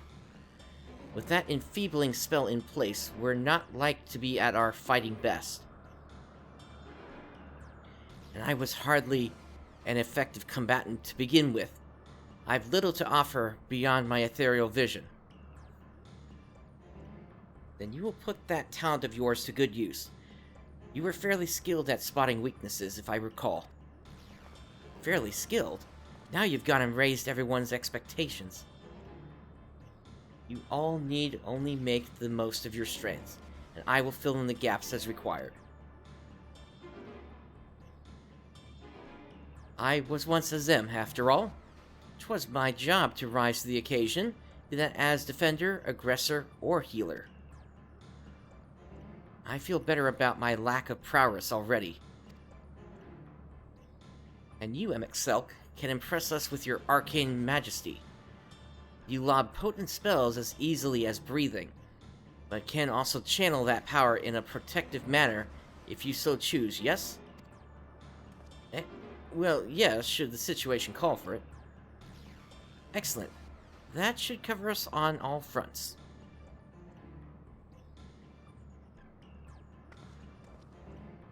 Your tale led us here, Prince, so 'tis only right that you lead us now.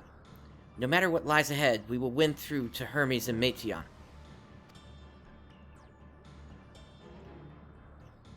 And then we will face the future together.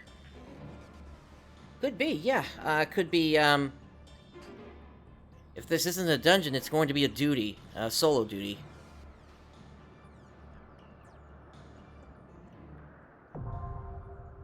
That looks like a dungeon.